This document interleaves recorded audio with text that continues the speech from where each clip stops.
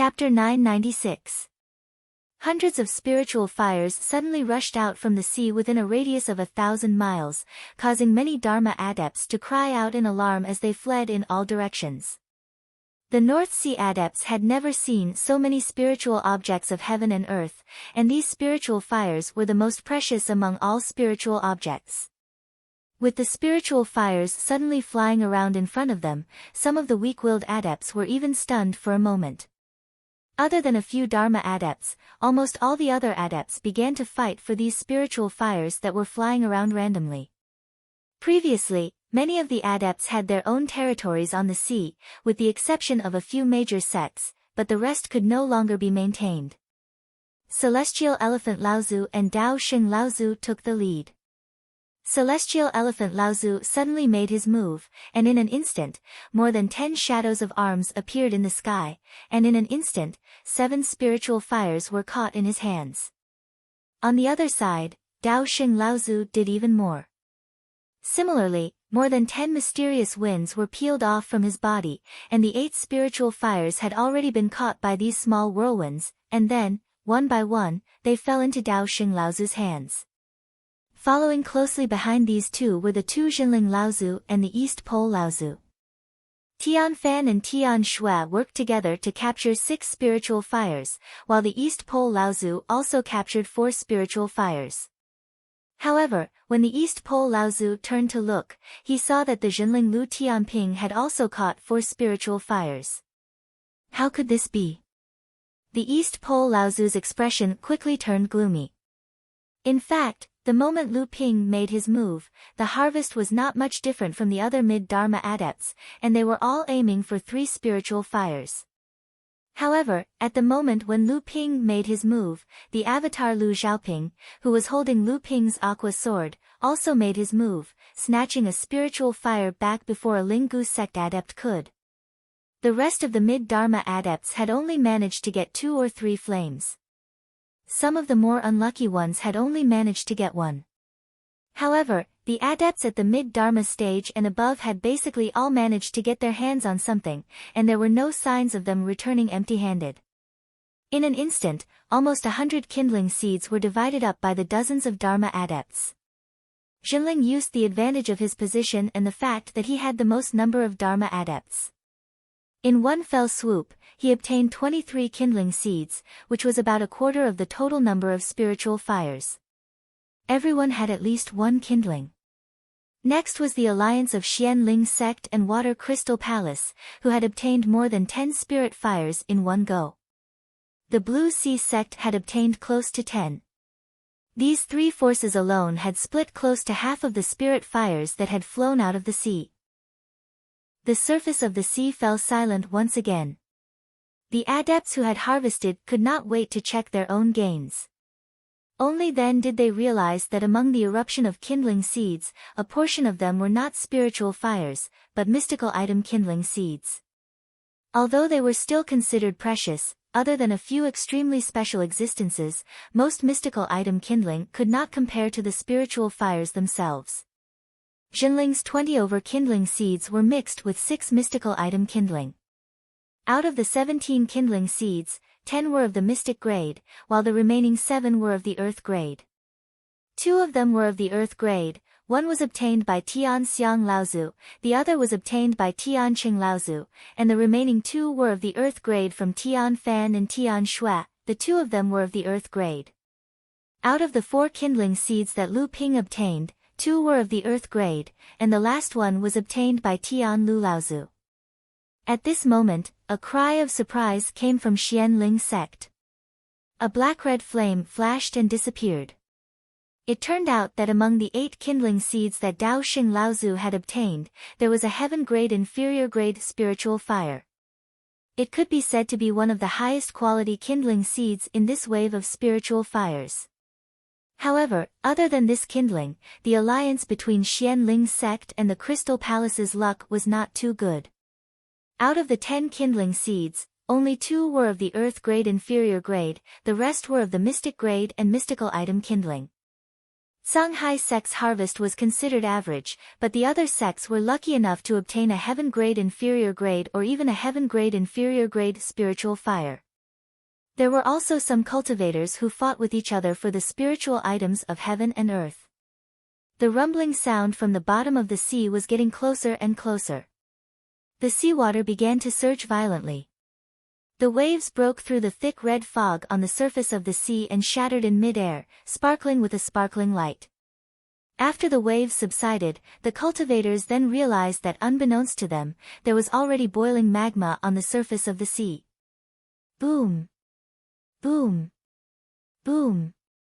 A series of booming sounds reverberated throughout the entire world as columns of smoke and fire shot up into the sky.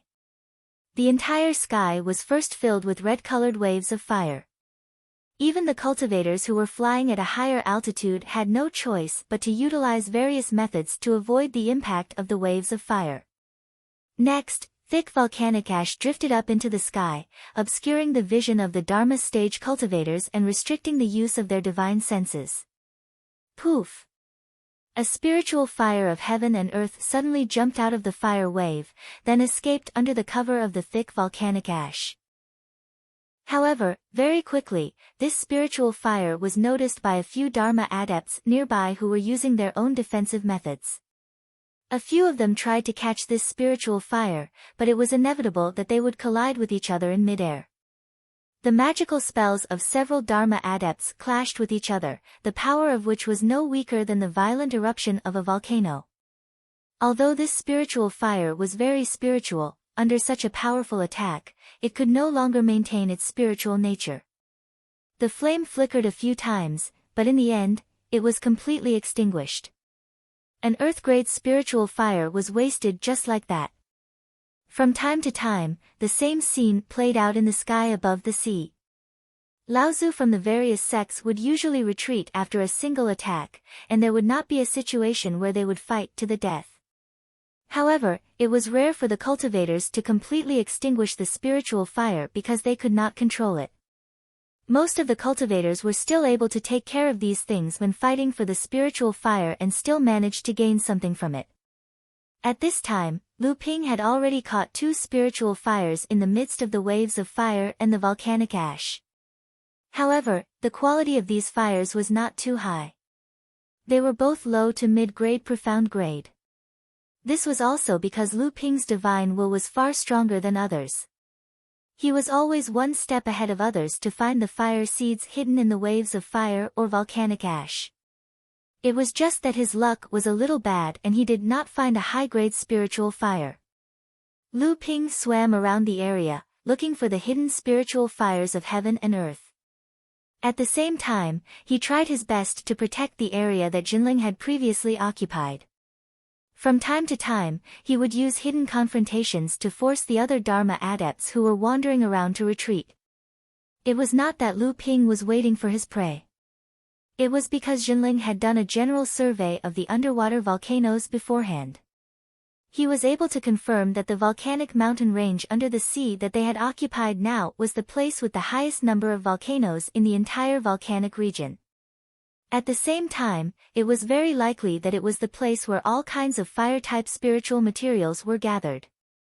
If it was just for the spiritual fires of heaven and earth that were spat out during the volcanic eruptions, the various sects would not have started to occupy the underwater volcanic region in advance. In reality, the underwater volcanic region that had been nurtured for who knew how many years did not only contain the spiritual fires of heaven and earth that were already, about to be, or still hidden. Other than that, there were also various spiritual material mines, fire veins, and other fire-type treasures that were born in the volcanoes. All in all, to the entire North Sea training world, this volcanic region was equivalent to a virgin land that had not been developed by anyone. Its value might even be higher than the spirit stone mines on Frost Island. In the long run, compared to wandering around to collect spiritual fires of heaven and earth and firmly occupying a large area of volcanic region, Jinling naturally valued the latter more. However, in reality, it was precisely because Jinling had a large number of Dharma adepts and a large area of influence that even though Jinling did not go around searching for spiritual materials like the other sects, the actual harvest that Jinling obtained was much more than the other sections. Just as Lu Ping, with great difficulty, discovered a mid-grade Earth-level spiritual fire hidden in an extremely thick layer of volcanic ash. He turned into a stream of water and broke through the protection of the still hot volcanic ash. After he had completely grasped the spiritual fire in his hands, a few miles behind Lu Ping, two vigorous forces suddenly rose and entangled with each other. Lu Ping was shocked. In the North Sea, there were only two great Dharma adepts, Tian Xiang and Dao Sheng, who could cause Lu Ping to feel shocked. If ordinary Dharma adepts encountered such a scene, they would all hide as far away as possible. Even the adepts of Zhenling and Xianling sect would do the same. This was because ordinary mid-Dharma adepts often did not have the right to participate in a battle between great Dharma adepts. Otherwise, they would often become a burden to their own Dharma adepts. However, Zhenling had two mid-Dharma adepts who could join forces and still participate in a battle of this level. Lu Ping's powerful divine will had already detected that the two mid-Dharma adepts had already merged into one. With an aura that was slightly weaker than that of the two great Dharma adepts, they quickly headed towards the place where the two were clashing. Lu Ping hesitated for a moment, but he could not shake off the curiosity of wanting to see the battle between great Dharma adepts. In the end, he gritted his teeth and moved his body, heading towards the center of the two rising auras. Although the battle of auras between Tian Xiang Laozu and Dao Sheng Laozu was getting more and more intense, the battle between the two was very casual. They did not attack each other, but only focused on the scarlet flame floating between them. Heaven-level mid-grade, mother-child geocentric fire. So it was this thing. No wonder the two great Dharma adepts would fight for it. At this time, it was clear that Dao Sheng Laozu had a slight advantage. The distance between the mother-child geocentric fire and Dao Sheng Laozu was slightly closer than the distance between it and Tian Xiang Laozu. On the other side, Tian Fan and Tian Shui, who were rushing over, were unexpectedly blocked by a volcano that suddenly rose from the sea. Then, they heard the loud sound of waves behind them. When they turned around, they saw that the East Pole Laozu and Dao Shen Laozu had joined forces to attack Tian Fan and Tian Shui. Lu Ping was wearing the Cloud Glow 5 Elements robe.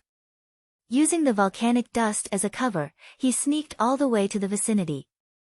He did not dare to use his divine will to investigate, so he could only use the three pure true eyes to look in the direction where Tian Xiang and Dao Sheng were fighting.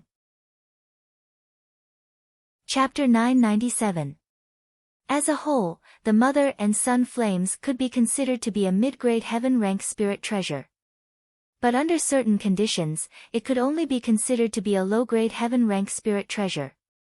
The difference between them was the profundities of the mother and son flames. The mother-child earth fire could split. Once the earth fire as a whole began to split, the grade of the earth fire as the parent body would drop to the heaven rank lower grade.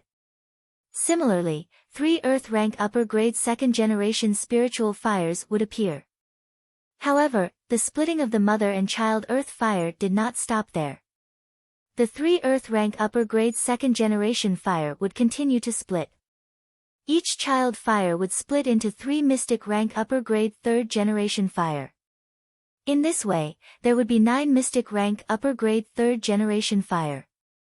At the same time, the 3 earth rank upper grade second generation fire would drop to earth rank middle grade after splitting.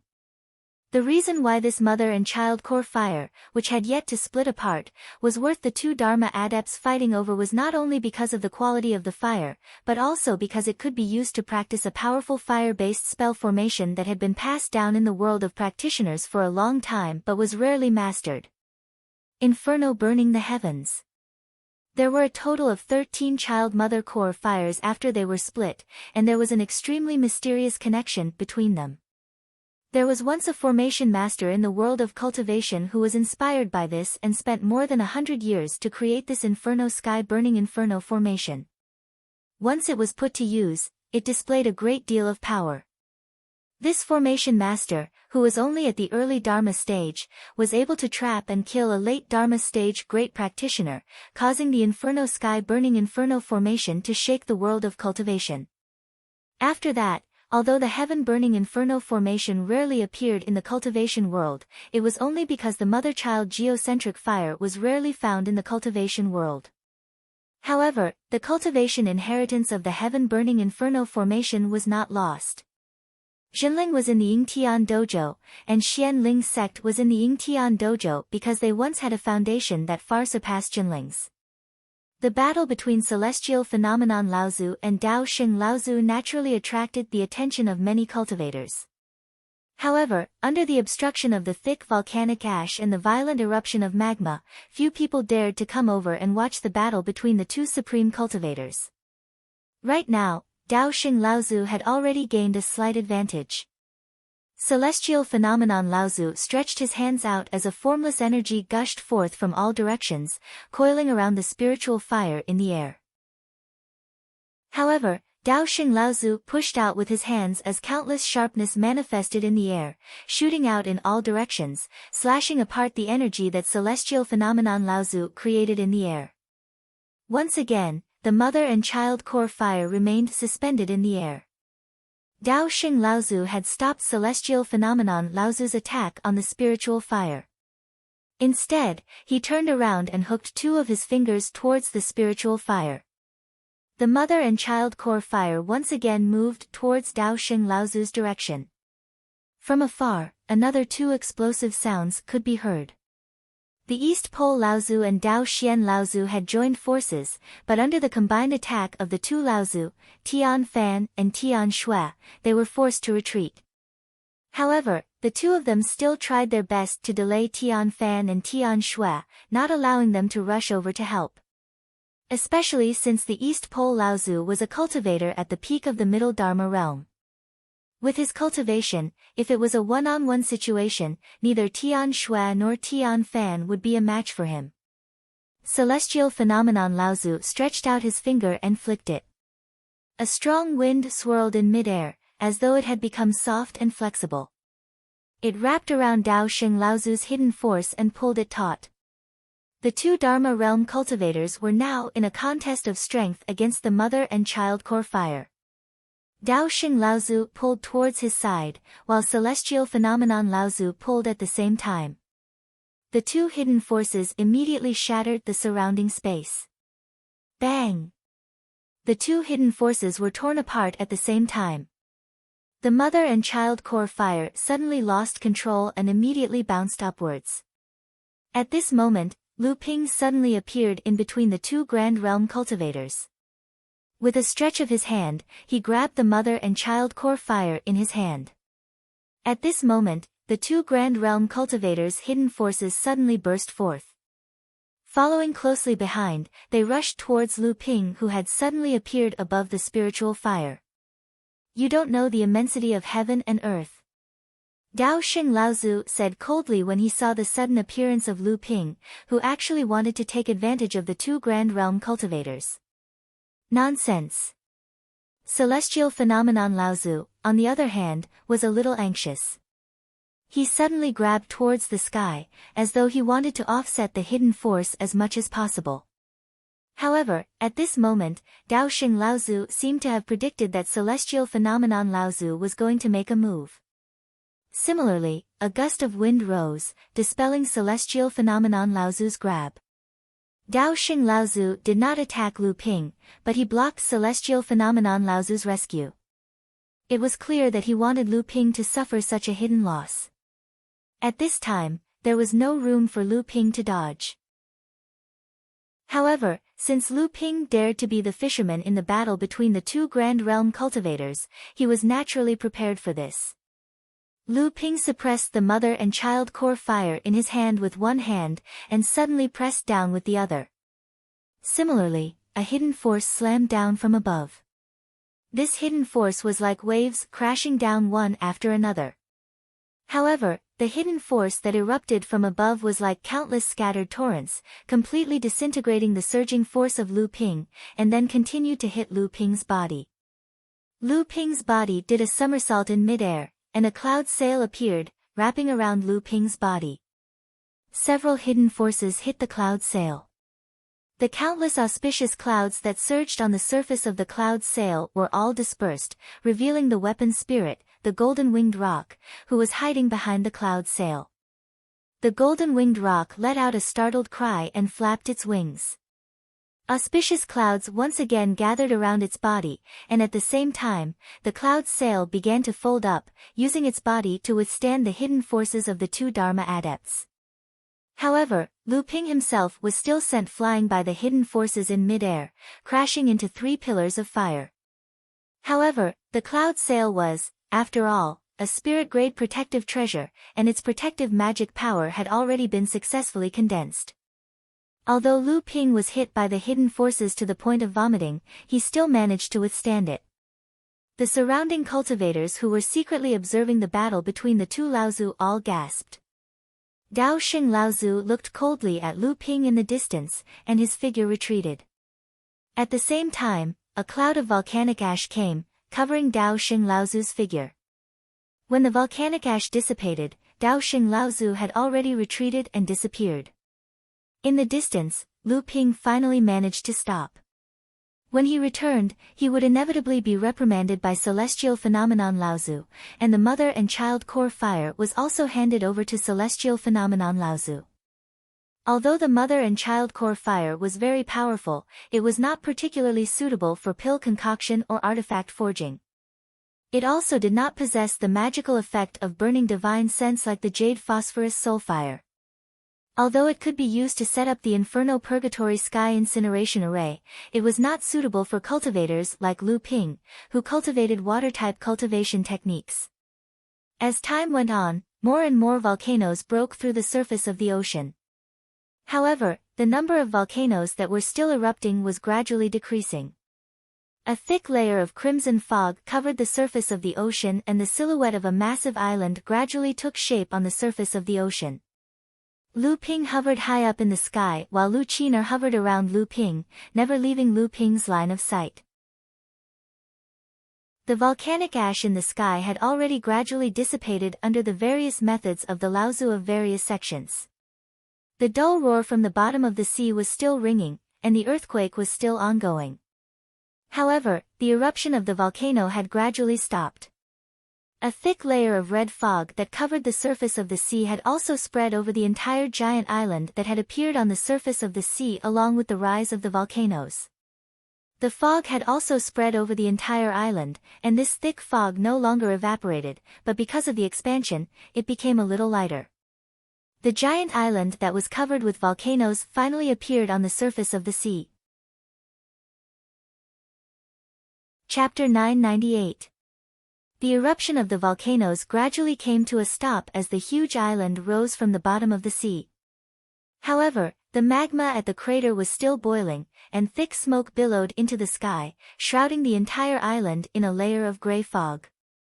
Everyone knew that there might be a large number of heaven and earth spirit fires hidden in this huge volcanic cluster, but Laozu did not have the time or energy to find out exactly where they were.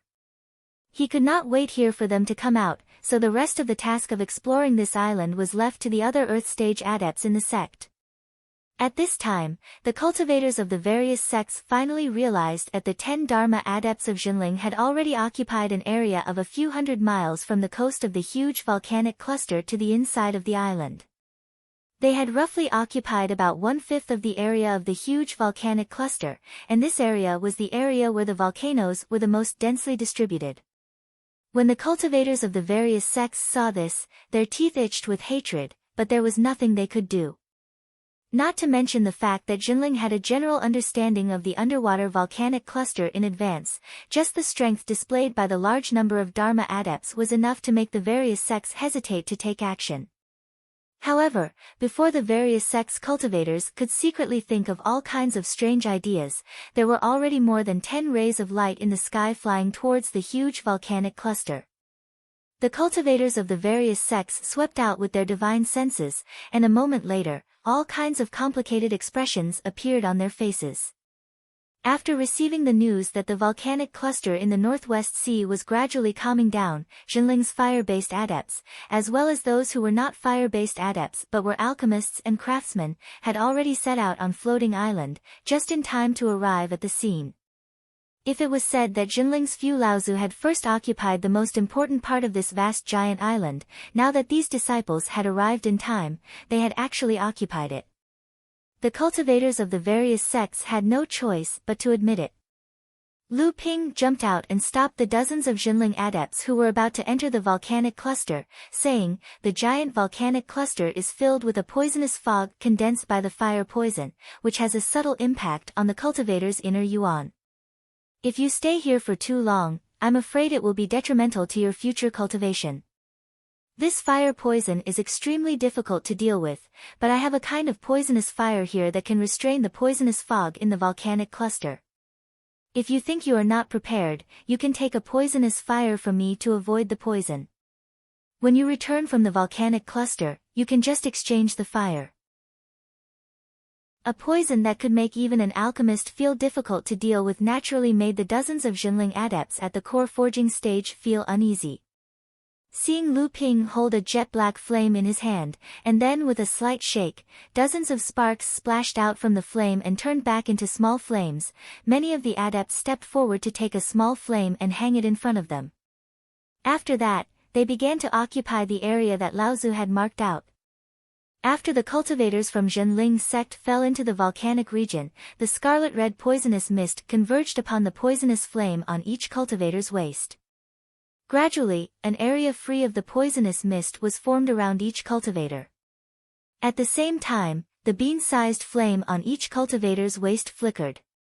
It appeared to have become even more active. Seeing that the Zhenling adepts were so busy, Zhenling's excited cheers came from the island from time to time. It seemed that the cultivation resources on this island were so abundant that everyone bowed to them. This made Laozu both excited and envious. They were excited because Zhenling's abundant cultivation resources would once again usher in a great increase after the large spirit stone mine on Frost Island. They were envious because Zhenling was always able to get ahead of the other sections. Although the Laozu of the various sects had roughly divided up the entire volcanic cluster, the boundaries between them were not clear.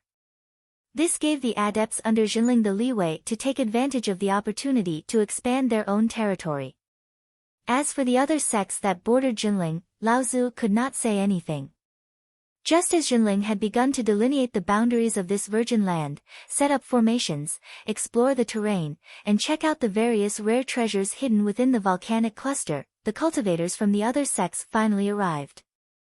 Under Laozu's reminder, the scarlet poisonous fog that permeated the volcanic island also attracted the attention of the cultivators from the various sections. The cultivators from the various sects were also prepared for this. Almost all of them carried poison-dispelling pills, antidotes, and the like. However, these cultivators clearly did not have a deep understanding of the poisonous fog like Lu Ping. Not long after they confidently charged into the volcanic cluster, some cultivators with low cultivation bases ran out in panic. There were also some whose bodies were burning hot. Clearly, they had been poisoned by the fire poison. Soon after, some mid- and late-core forging cultivators with decent cultivation bases gradually could not withstand the corrosion of the scarlet poisonous fog and retreated one after another.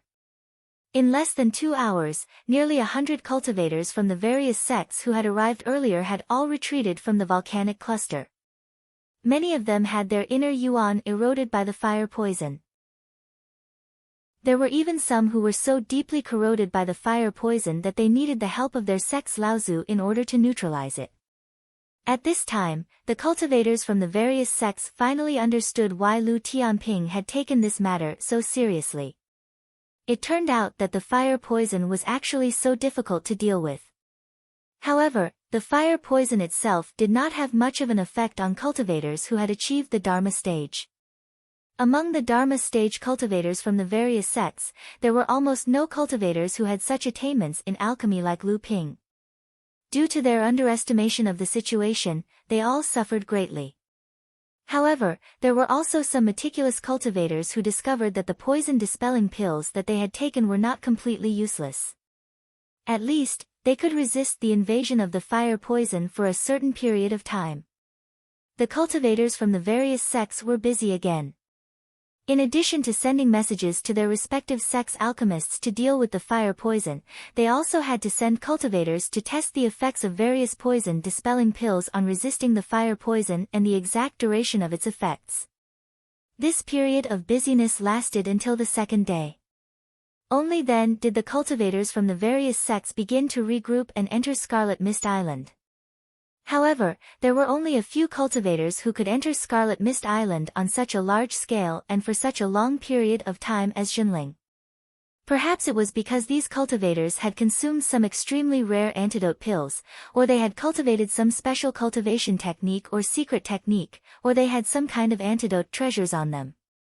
None of these cultivators were as relaxed as the cultivators of Zhenling's sect who carried the dark prison poisonous fire around their waists. Although the black prison poison fire was a relatively rare type of wondrous fire, there were quite a number of cultivators who could recognize it. Additionally, although the North Sea was barren, it still had tens of thousands of years of heritage. Quite a number of sects had this poison fire in their possession. At the very least, when Scarlet Mist Island emerged from the surface of the sea, a cultivator managed to obtain a black prison poison fire. However, regardless of whether it was the black prison poison fire seed stored by some sects or the black prison poison fire seed discovered on Scarlet Mist Island, they could move unimpeded through Scarlet Mist Island after refining the black prison poison fire seed. However, none of them could create hundreds of poison-dispelling flames like Lu Ping's black prison poison fire, allowing the many cultivators from the sect to benefit from it. By then, however, Jinling's second batch of cultivators to enter Scarlet Mist Island had arrived from Celestial Spirit Mountain. After receiving the black prison poison fire seed from Lu Ping, they entered Scarlet Mist Island once again. Jinling's territory on the island had increased from less than 1/5 of the original area to more than 1/5 of the original area. The various sects Laozu began to evacuate one after another. Jinling left behind two Laozu, Tian Cheng and Tian Qin, to guard Scarlet Mist Island. At the same time, he commanded the disciples to continue developing the island. As for Tian Feng Laozu, he returned to Central Plains. Laozu, who had just condensed his Dharma idol not long ago, returned to Celestial Spirit Mountain to continue his cultivation in seclusion. Lu Ping left the black prison poison fire for Tian Qin Laozu to use temporarily. At the same time, it was also to make it convenient for the disciples on the island to hand over the saturated fire seed. After the black prison poison fire had absorbed and neutralized the poison within, it would split into a new fire seed for the disciples to take away. At the same time, Tian Qin Laozu also had to study the scarlet fire poison on Scarlet Mist Island and concoct a poison-repellent pill that could adapt to Scarlet Mist Island. As for Tianqing Laozu, he had obtained the mother-child geocentric fire and was preparing to concoct the heaven-burning hellfire array. If he could successfully concoct this array, with Tiancheng's abilities, its power would be even greater than a supreme magic. In the blink of an eye, 3 years had passed. On this day, Lu Ping was giving a lecture to the disciples on Huangli Island. With the eldest disciple Wang Xuanqi as the leader, Tian Xianyue, Du Xianluo, Fang Xianwei, Fang Xuanxia, and Zheng Xuanwu, the 6 personal disciples, and several disciples were sitting in order. Just as they were listening to the impromptu lecture, Lu Ping suddenly stopped talking. All the disciples were confused. As the eldest disciple, Wang Xuanqi was about to open his mouth to ask, but he heard Lu Ping say, "Let's stop here for today. Your martial uncle Lei Delay has already condensed the Dharma idol. Remember to go and congratulate him after the lecture ends." After saying that, Lu Ping's figure had already disappeared from the cave residence. In a secret underground room on Huangli Island that was opened up by Debao, a branch of the Huangli Island's spirit vein opened up and led directly to this place. An unparalleled aura crashed against the seal formation in the secret room. However, the waves of aura and spiritual chi that rushed up were all blocked by the seal formation in the secret room. Instead, the secret room accumulated a dense amount of spiritual chi, almost to the point of squeezing out water. Sixth brother Lei, who was sitting cross-legged in the secret room, seemed to have sensed something. He began to restrain the aura on his body as much as possible. However, he had just broken through to the next level of cultivation, so he could not completely control the situation of his body. This caused the aura around him to become extremely unstable. A space door gradually formed, and Lu Ping slowly walked out of the door. He smiled and said, "Congratulations, Brother Lei, for finally achieving the Dharma idol." Sixth Brother Lei smiled faintly and said, "I originally advanced to the peak of the core forging realm before you did. It took me nearly 100 years to advance to the Dharma idol. However, whether it is in terms of cultivation or strength, you have already left me far behind. What is there to celebrate?" Sixth Brother Lei stood up and stretched his arms and legs. Then, he looked around and said, "Your wife's method of setting up the formation is getting better and better. The seal formation in this secret room cannot be broken even with the power of the aura that I gathered when I condensed the Dharma idol." Lu Ping was about to say something, but he paused for a moment. He stretched out his hand and made a grabbing motion in front of him.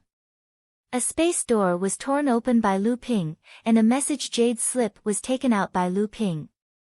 The jade slip only contained a message from Jiang Tianlin Laozu. "Zhang Shi has arrived in the East Sea." Chapter 999. In the past 3 years, 2 major events had taken place. The first was the sudden emergence of Scarlet Mist Island and the large-scale development of the North Sea's cultivation world. This greatly alleviated the shortage of fire attribute spiritual materials in the North Sea's cultivation world. Furthermore, there were a variety of spiritual materials in the volcanic region and the reserves were abundant. Not only did it attract the entire North Sea's cultivation world to take the risk to develop the island, but many cultivators from the East Sea and Middle Earth also came. Due to Jinling, the various sects in the North Sea began to divide up Scarlet Mist Island prematurely. By the time the other loose cultivators and other forces of the North Sea tried to intervene, most of the huge island had already fallen into the hands of the various forces of the North Sea, leaving only some leftovers for the loose cultivators.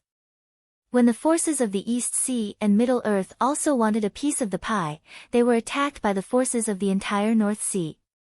The two sides inevitably came into conflict. As the biggest beneficiary of Scarlet Mist Island, Jinling faced the most provocations among the various forces of the North Sea.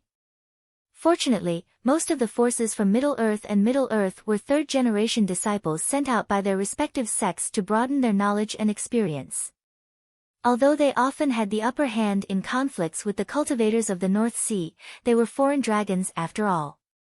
They rarely suffered serious casualties when fighting with the third-generation disciples of the North Sea. Usually, after breaking through the obstruction of the cultivators of the various sects and entering Scarlet Mist Island, the cultivators of the various sects would not deliberately encircle and suppress them. However, the constant fights with the cultivators of the East Sea and Middle Earth also gave the sects of the North Sea, especially the third-generation disciples of Jinling, a wake-up call. In the past, the cultivators who were considered experts in their respective sects often lost more than they won when fighting against cultivators of the same level from the other cultivation world. It turned out that they had always been the overlord of their own small world. They had never been to the cultivation world of the East Sea and Middle Earth, so how could they know how vast the cultivation world was? At best, they could only be regarded as a group of frogs at the bottom of a well. Jinling's situation was considered good among the various sections. At the very least, it was because the reputation of the water sword immortal, Lu Tianping, was so great that the third-generation cultivators of the East Sea and Middle Earth would more or less give him some face. On the other hand, the situation of the other sects was not so good. In conflicts with foreign cultivators, these foreign cultivators were undoubtedly much more ruthless. Many disciples were seriously injured, and there were even news of cultivators dying. Although the senior cultivators of Jinling would not break the rules because of some disputes between the younger generation, as a third-generation disciple, Lu Tianping did not have such restrictions. If they angered Lu Tianping and he stood up for his fellow disciples, there were not many cultivators of the same generation who could be his match. After all,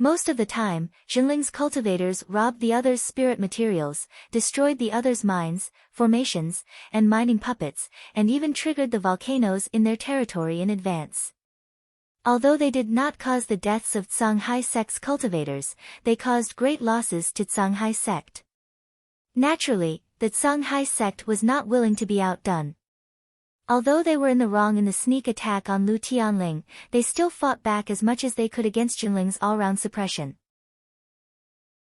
Unfortunately, Jinling had already expected this. In the face of the Songhai sect's counterattack, Jinling's defenses were tight. After several battles, not only did the Songhai sect not gain much of an advantage, they also lost a lot of people, and the momentum of their counterattack was weakened once again. Of course, Jinling's strength would also cause some sects in the North Sea to have other thoughts in their hearts. Although they did not help either side on the surface, they secretly provided convenience. At the very least, they had to let the Songhai sect persevere under Jinling's suppression. Only then could they achieve the goal of mutual destruction. Although the Songhai sect also knew the intentions of these forces that secretly supported them, they had no choice but to swallow this bitter fruit at this time. In order to exchange for the secret support of these forces, the Songhai sect gave up countless benefits and sold a lot of inheritance that originally belonged to them. At this time, Jiang Tianlin, who was far away in the East Sea, heard the news of Lu Tianling's attack after attending the Fantasy Spirit Cities auction. He quickly rushed back to the North Sea with Xiang Lu Laozu, leaving only Tiankang Laozu to guard Jingzha Island. Jiang Tianlin, who returned to the North Sea, didn't have time to report to the sect what he had gained in the East Sea. The first thing he did was take over the command of the Dark Hall from Lu Tianling and began to search for traces of Zhang Shi in the entire North Sea. Under Jiang Tianlin's command, the entire Dark Hall began to operate at an astonishing speed. Furthermore, it displayed a power that far surpassed what it had displayed in the past when it was under Li Xianyin and Lu Tianling's control. It was as if they were peeling silk from strands, and once again, they found traces of Zhang Shi. This time, Jiang Tianlin personally took action and very quickly found Zhang Shi, who was hiding in the northeastern sea near the Deep Sea Demon region. Before meeting Lu Ping, Zhang Shi's only opponent in the entire North Sea was Jiang Tianlin. After advancing to the mid-Dharma stage and mastering supreme powers, Zhang Shi's greatest hope was to be able to fight Jiang Tianlin in a fair and square battle. Unexpectedly, Lu Ping appeared out of nowhere and beat him up before Jiang Tianlin could even make a move. In the end, Zhang Shi was forced to retreat and run away. But in the depths of Zhang Shi's heart, he still hoped to fight Jiang Tianlin. Perhaps this had become the only hope to maintain the pride in his heart. However, reality was cruel. Both sides could be said to be enemies, and the battle lasted for several hours. In the end, restless vast ocean was defeated by fallen petals in profusion. Although Zhang Shi wasn't injured, Jiang Tianlin forcefully took away 18 years of his lifespan, which was even more chilling than being injured. Zhang Shi had no choice but to flee again. Jiang Tianlin chased after him. The two of them ran and chased for 2 whole years. From the northeastern sea to the Deep Sea Demon region, they were chased out by the primordial crocodile clan's great practitioner, Ao Xian. Then, they entered the southeastern sea and fought again on Huanyu Island. When they reappeared, they were already in the southwestern sea. Along the stormy ocean, they fought all the way to the vicinity of Frost Island. Then, they went to the northern stormy ocean. The two of them fought 6 times along the way, and Zhang Shi lost every time. In total, he had lost 100 years of his life to Jiang Tianlin. All the Dharma adepts of the North Sea who had been watching this battle were so shocked that their teeth hurt. A lifespan of 100 years. Zhang Shi had only cultivated for a little over 600 years. Even if he was at the mid-Dharma stage and had a lifespan of 1,200 years, he was only left with a little over 500 years. Now, Jiang Tianlin had shaved away 1/5 of his lifespan. This great technique of fallen petals could really kill people without spilling blood. It was at this moment that the pursuit between the two of them that shook the entire cultivation world of the North Sea had to stop. Back then, the Azura that had been chased away by the 5 great cultivators of the North Sea had suddenly led a large army of Azura demons out of the ocean of storms. This time, not only Zhang Shi, even Jiang Tianlin had to flee. In a short year, the northwestern sea, except for Scarlet Mist Island, had fallen into the hands of Mara. Chapter 1000. No one knew how that Azura was able to pull out such a large Mara army from the ocean of storms.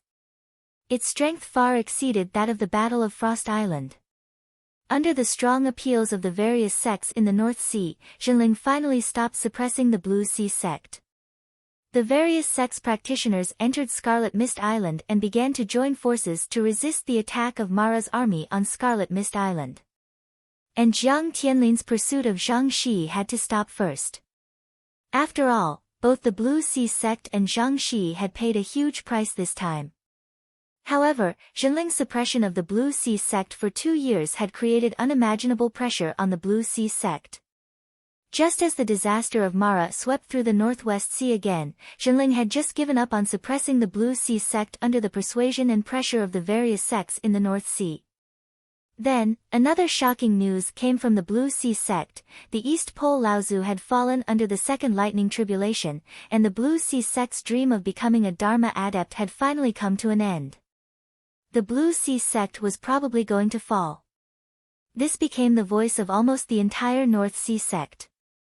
Although the news that the East Pole Laozu was about to advance to the late Dharma stage had spread throughout the North Sea sect a few years ago, the entire North Sea sect attributed the death of the East Pole Laozu to Jinling's suppression, and the outbreak of the disaster of Mara was the last straw.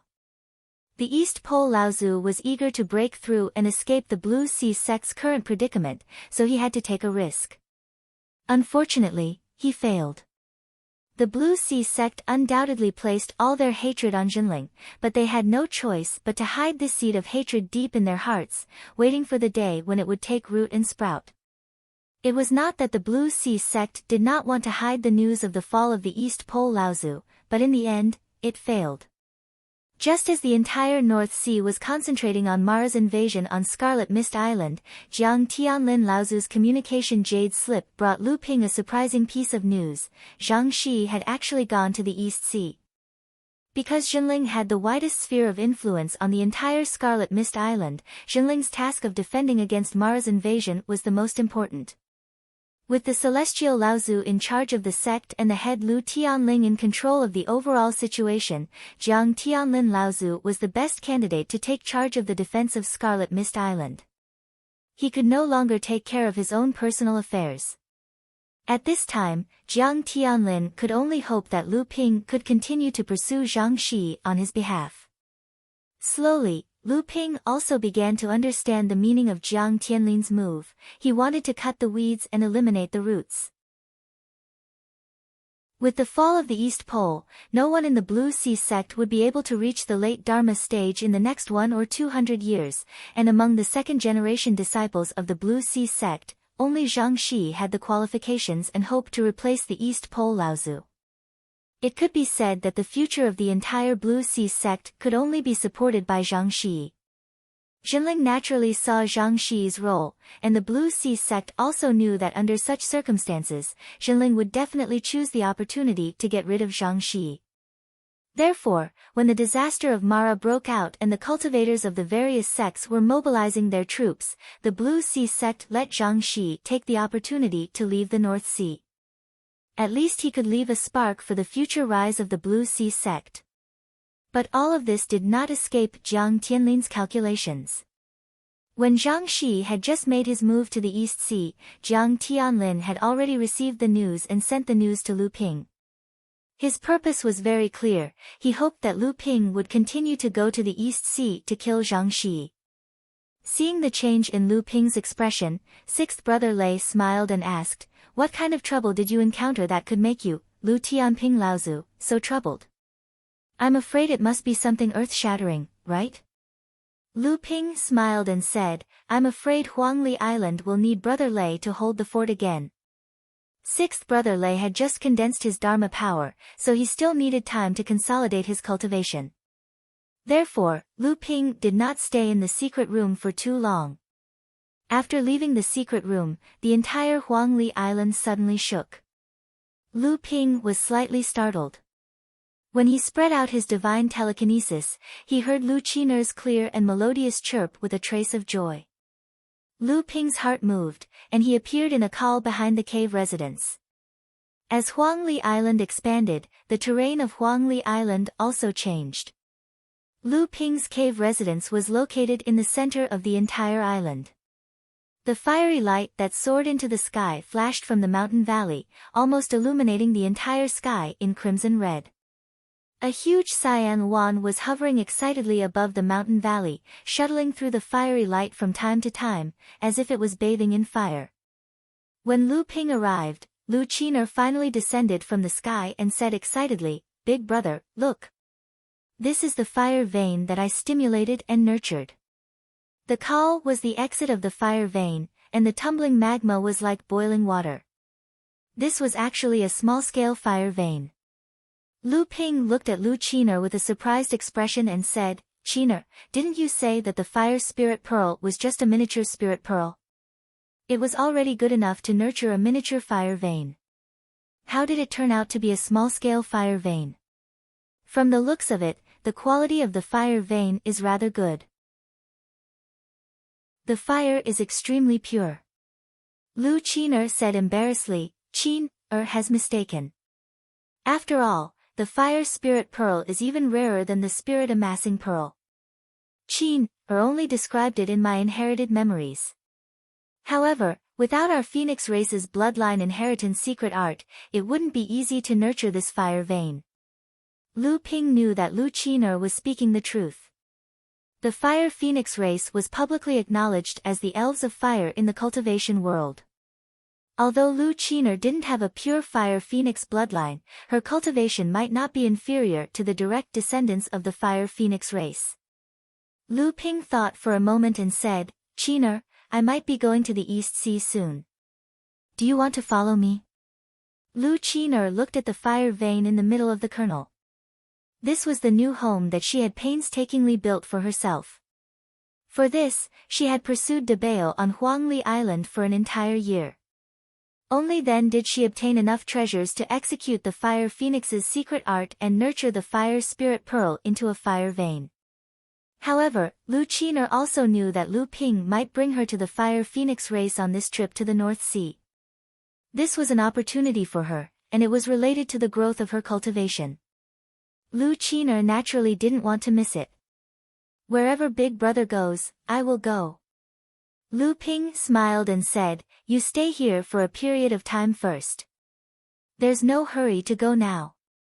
Ignoring Lu Qiner's cheers, Lu Ping turned around and returned to his cave abode, entering his secret cultivation room. Right now, the spirit vein on Huangli Island was converging into the third mid-sized spirit vein. The spiritual energy in Lu Ping's cultivation room was so dense that it could choke an ordinary person to death. In the underground spring where the spiritual energy originated from, Lu Dague was sleeping in the water. In this spirit pond that Lu Dague created, 18 willing fish Dao soldiers had already advanced into the blood condensation realm. Some of the more outstanding ones had even advanced into the mid-stage of the blood condensation realm. There were 36 willing fish of the second generation that had survived, and they were now at the late stage of the blood refining realm. The 81 willing fish of the third generation had only just reached the blood refining realm and were not qualified to become Dao soldiers yet. These willing fish were a gift from the Tianxian sect to Lu Ping when he was traveling in the Middle Earth. The willing fish was one of the strongest Dao soldiers in the cultivation world, but it was also one of the most difficult to cultivate.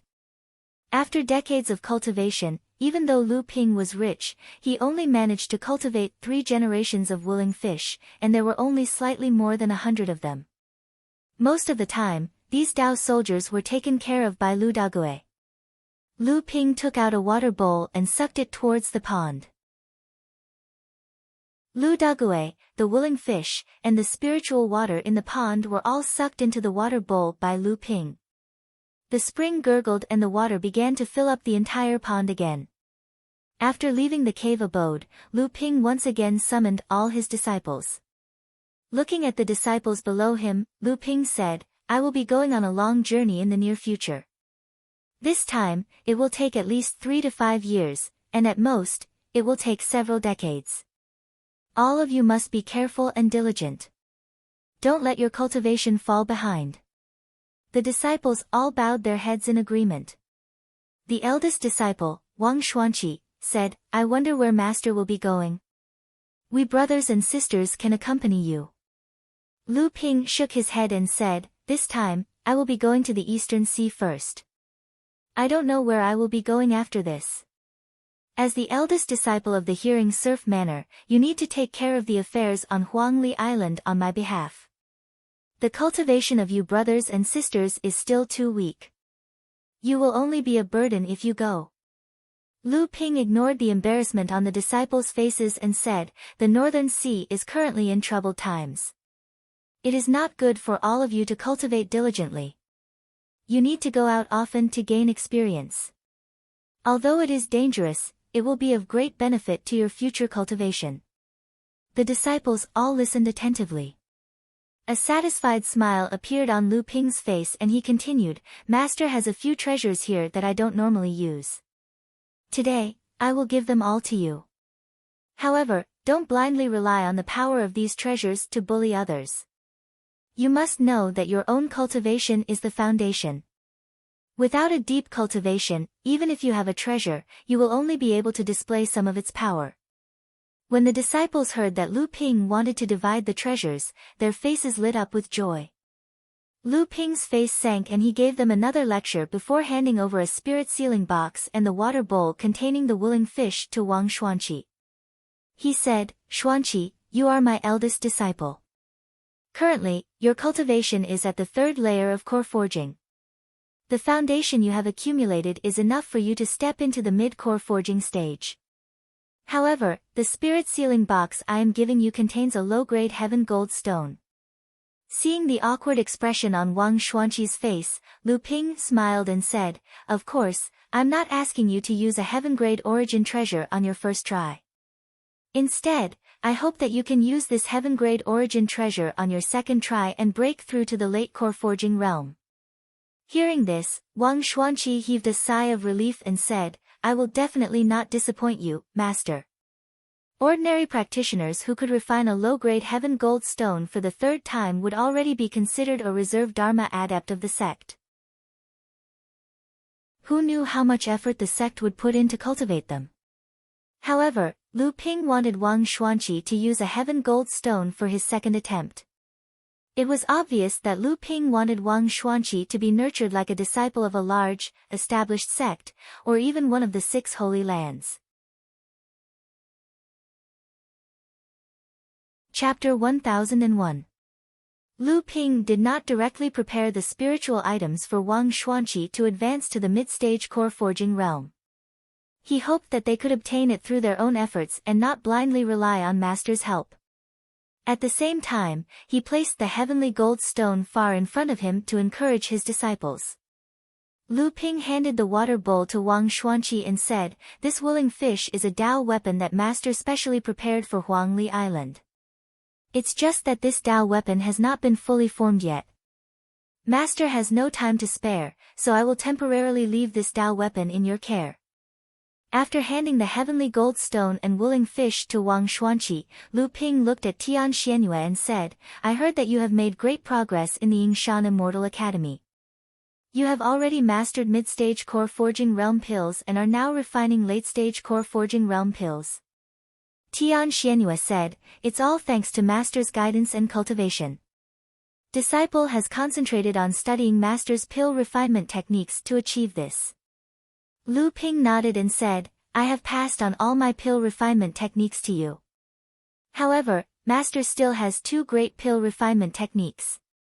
I have already taught you the spiritual explosion technique, so today, I will teach you the spirit fire smelting purification technique. This secret technique is very important, so you must use it carefully. You should study it carefully after you leave. Tian Xianyue took the jade slip and thanked Lu Ping. However, he saw Lu Ping open his palm and a small pill furnace appeared in Lu Ping's palm. Tian Xuanyue's eyes widened when he saw the pill furnace in Lu Ping's hand. Even the other disciples sucked in a breath of cold air. Top-grade pill furnace, flying rainbow cauldron. Although Jinling already had 2 magic treasure pill furnaces and the number of high-grade pill furnaces had increased, it did not mean that Jinling had enough pill furnaces. On the contrary, with the expansion of Jinling and the increase in the number of pill refinement masters, both pills and pill furnaces were still in short supply. The status of top-grade pill furnaces in the sect did not decrease but increased. Who would have known that Lu Ping actually had a top-grade alchemy furnace on him? In fact, what everyone didn't know was that Jinling actually had 3 magic treasure pill furnaces. In addition to Lu Ping's Na Chuan cauldron and Tian Lu Laozu's treasure cauldron, Jinling had also obtained a treasure cauldron that had condensed 3 treasured seals in the Ying Tian dojo. However, this treasured cauldron was eventually obtained by Celestial Phenomenon Laozu.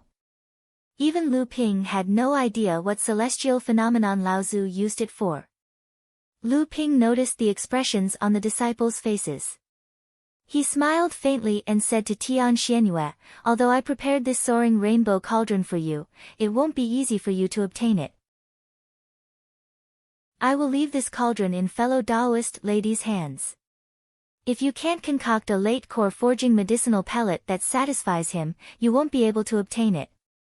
Lu Ping paused for a moment and continued, originally, Master prepared a heaven and earth spiritual fire for you. Unfortunately, a spiritual fire is of great use to Master. Therefore, I will leave this flying rainbow cauldron in front of you. Let's see if you can obtain it or not.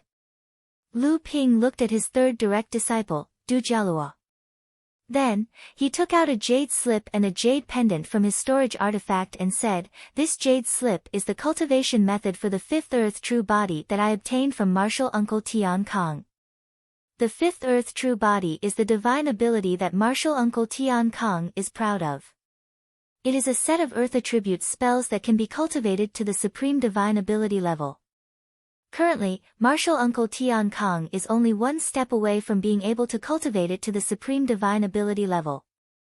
The other people who cultivate this divine ability are your martial uncle Tian Shan and martial uncle Lu Xiantian. Both of them have deep attainments in this divine ability. In the future, if you have any questions, you can ask the 2 of them. Then, he took out the jade pendant and said, this psychic jade pendant is an extremely good treasure for core forging cultivators. It was given to me by your martial uncle Xian Ru. After that, it was upgraded by your martial uncle Xian Lian. Although it is only a psychic level magic treasure, its true value is close to that of a spirit nurturing magic treasure. Now, this jade pendant is no longer of much use to me, so I will give it to you for your cultivation. Du Jialua bowed and thanked Lu Ping. Then, he heard Lu Ping continue, Debao will follow me to the East Sea. All of Debao's businesses on Huangli Island will be managed by Xian Qi. You just need to take over the underground auction. Now, there is no need to be so sneaky. Just hold it openly on Huangli Island. Our sect's Laozu and your martial uncle Lei will protect you. Lu Ping turned to look at Fang Wei and Fang Xia. He smiled and said, the 2 of you have grown quite fast. You're almost catching up to your eldest senior brother. Originally, I should praise you, but I don't approve of your pursuit of speed. Instead, you should spend more time polishing your foundation. Otherwise, when your cultivation reaches a certain level in the future, you won't have enough strength and it will be difficult for you to advance any further. Lu Ping's words were not polite at all. His words caused the 2 siblings' faces to turn red. Lu Ping had no choice but to do so. The 2 siblings' aptitudes were not the best, but they cultivated diligently. However, they were too ambitious and lacked patience. They only pursued speed. Compared to other cultivators, their foundation was solid. However, compared to Wang Qi and Du Jialua, they were far behind. Lu Ping waved his hand in front of him. 2 flying swords appeared from the spatial door like swimming fish. They circled around Lu Ping's body. They were the autumn dew swords in Lu Ping's hand. This pair of spirit-nurturing grade flying swords had accompanied Lu Ping for decades. If it weren't for the fact that the quality of the swords could no longer be improved, Lu Ping would not have stopped using them after obtaining the thin water-flowing sword. Lu Ping thought for a moment. He guided the 2 flying swords slightly and pointed at the stone wall at the entrance of the cave. The autumn dew swords drew a white arc in front of the 2 swords and disappeared into the stone wall. Looking at the confused siblings, Lu Ping said, "You 2 have cultivated my sect's joint attack secret technique. The autumn dew eerie swords were once my favorite weapon. Now, I've embedded the swords into the stone wall. One day, if you 2 can extract the swords without damaging the stone wall, the swords will belong to you too." The siblings were happy and worried at the same time. They were happy because the charming autumn water sword was a spirit-nurturing grade mystic treasure, which was already considered an important treasure in Zhenling's sect. But they were worried because Lu Ping had clearly set up a test for them. They didn't expect the siblings to obtain the mystic treasure so easily. It wouldn't be easy to pass the test set up by Immortal Water Sword. However, thinking about the treasures that Lu Ping had left for his 3 direct disciples, it was clear that Lu Ping had placed the treasures in front of the disciples' cultivation. Every time they made some progress, there would be a benefit waiting for them. But if they slacked off, then they would naturally have no chance of obtaining the treasures. In front of the last registered disciple, Sen Wu, Lu Ping took out Landslide and weighed it in his hand with reluctance. "This landslide has been with me for the longest time. Although I have managed to condense the 7th restriction and upgrade it to Spirit Nurturing grade, it is extremely difficult to continue to upgrade it. It is extremely rare to find a top-grade spirit material with both water and gold attributes. However, this treasure is suitable for your cultivation method. If you can successfully advance to the mid-core forging stage in the future, you can take this treasure and refine it." After assigning tasks to the disciples, Lu Ping stood up and went to Tianling Mountain. Originally, he wanted to see if his teacher had recovered, but he did not expect to receive a message from Laozu Jiang Tianlin as soon as he arrived at Tianling Mountain.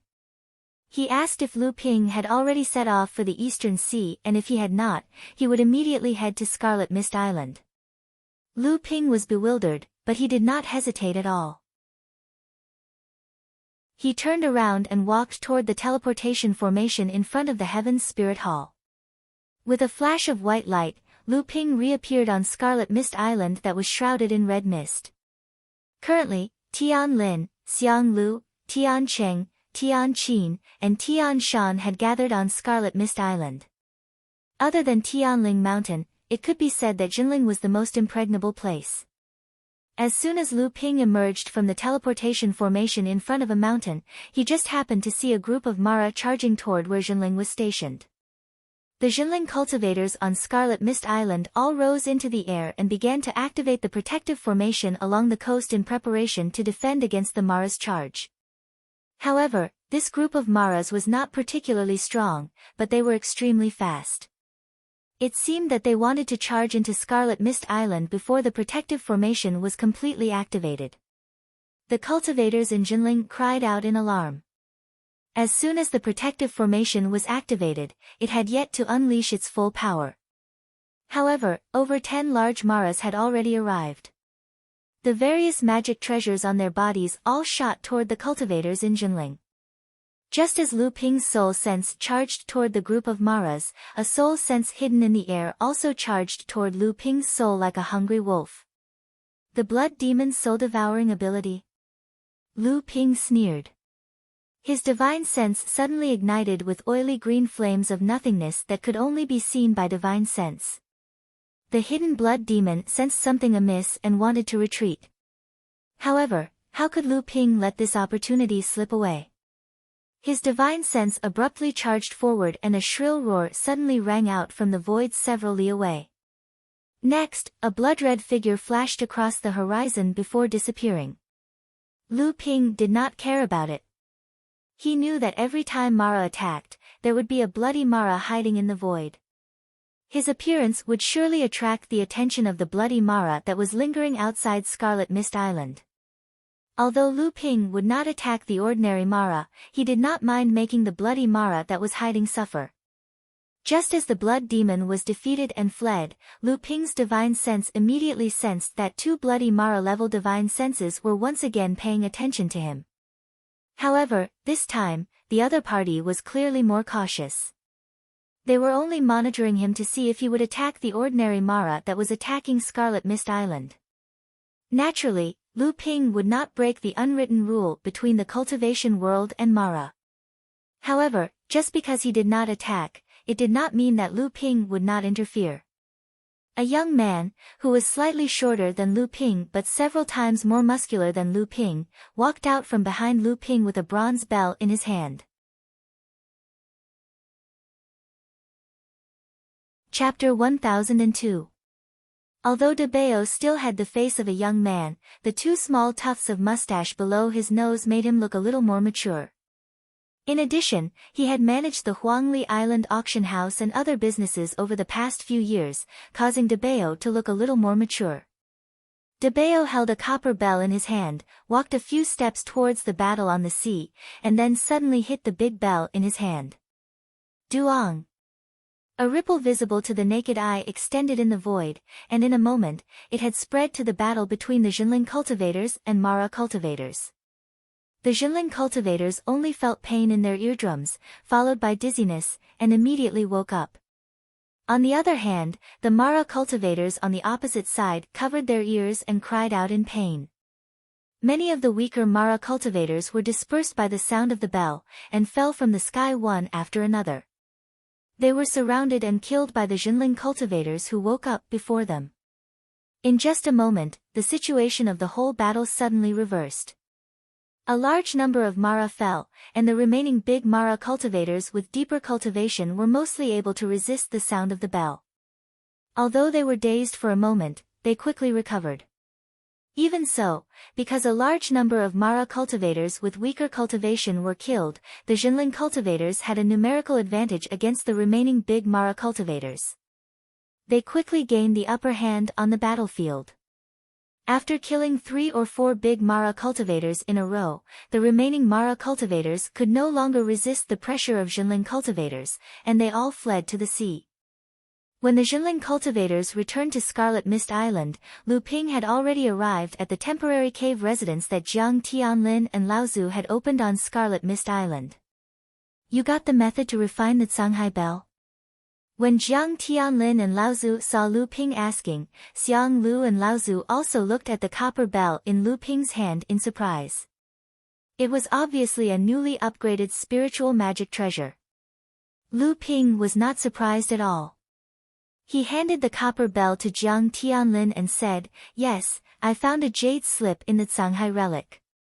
I wasn't sure at first, but after asking senior brother Xian Lian for help, I didn't expect the copper bell to have the same effect as the Shanghai bell. It's just that the grade of the copper bell is too low, and to continue to improve the quality of the Shanghai bell, the spiritual materials needed are extremely rare and strange. It's not realistic to refine this magic treasure on a large scale to defend against Mara." Jiang Tianlin and Laozu passed the copper bell to Xiang Lu, Tian Cheng and the other Laozu.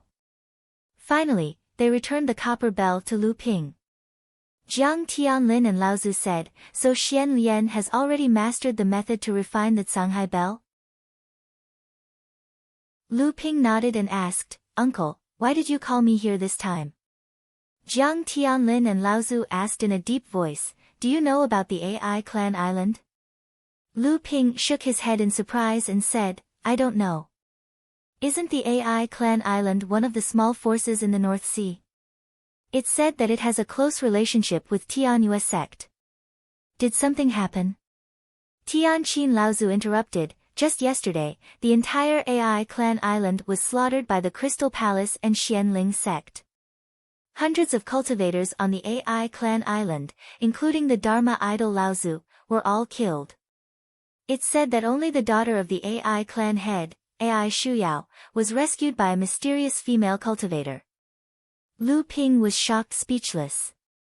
Lu Ping was quite familiar with the AI clan island.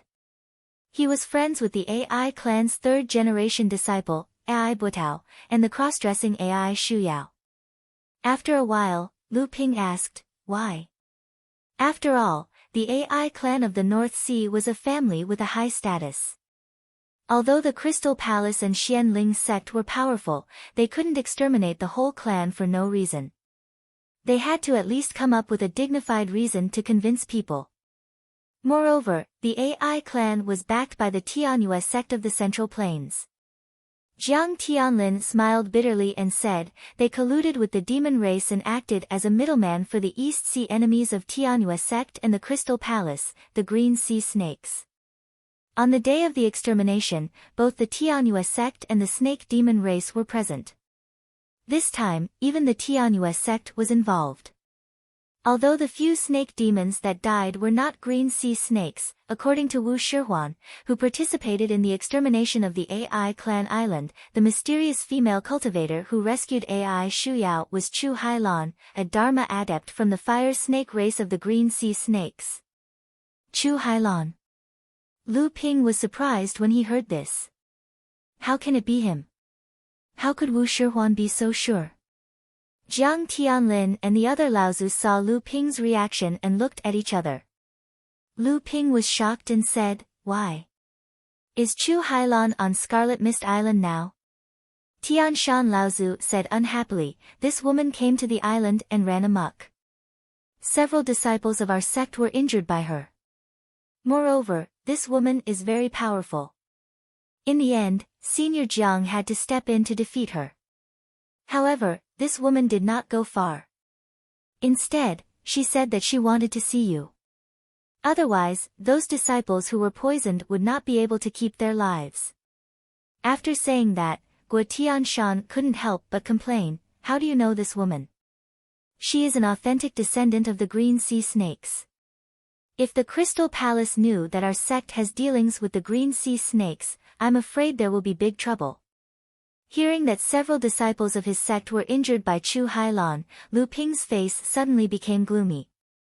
He said, let's go and see the injured cultivators first. Although the natal poison of the Green Sea Snakes was the best in the world, Lu Ping's Myriad Poison Meteorite Power Gang and Myriad Poison Serum were known as the mother of all poisons in the world. Moreover, Chu Hailan did not kill these disciples. These disciples more or less carried the flames of the dark prison poisonous fire, which could resist the snake poison in their bodies. Therefore, although everyone had lost their fighting power, their lives were not in danger.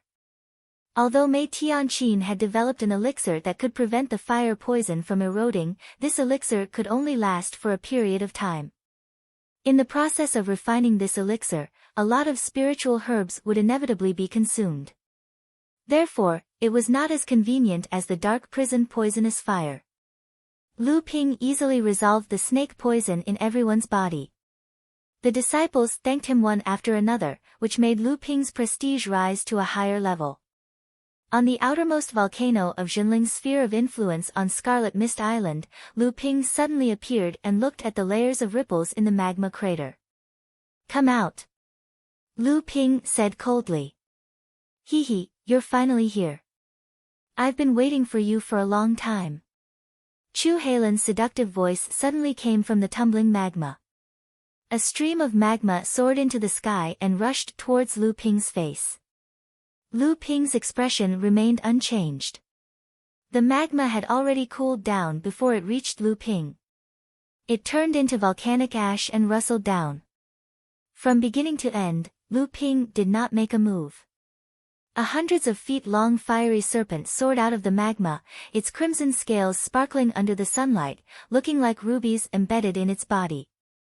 The fire snake suddenly turned into a ball of flame, and a seductive woman slowly emerged from the flame. It was the Dharma adept of the Green Sea Snakes, Chu Hailan, whom Lu Ping had met in the Tianxian sect. The North Sea Water Sword Sage's reputation has not only shaken the human training world, but is also well known among the demon clans of the major training worlds. I didn't have much time to spar with Lu Daoyu during the last meeting in Middle-earth, but now I don't even have the right to fight. Chu Hailan smiled and exuded the charm of a mature woman. Looking at the magma pool at the mouth of the volcano behind her, she said with some reluctance, "This Scarlet Mist Island is indeed a good place.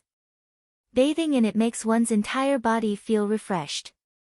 Even the volcanic island where the Fire Phoenix clan resides is nothing compared to this." No wonder even the Fire Phoenix clan has taken notice of this Scarlet Mist Island in the East Sea. Upon hearing this, Lu Ping's heart skipped a beat. This was an important piece of news. Although the Fire Phoenix clan could not be compared to the Green Sea Snakes, they were still the second largest demon clan in the East Sea. Their strength was not inferior to those large sects with a long history in Middle-earth. If the Fire Phoenix clan had really taken a liking to this Scarlet Mist Island, there would be another storm. He had to inform the sect about this so that they could make early preparations. Lu Ping frowned and said, "Fellow Chu, there is a difference between humans and demons. You wouldn't have come this time just to compliment me, right?"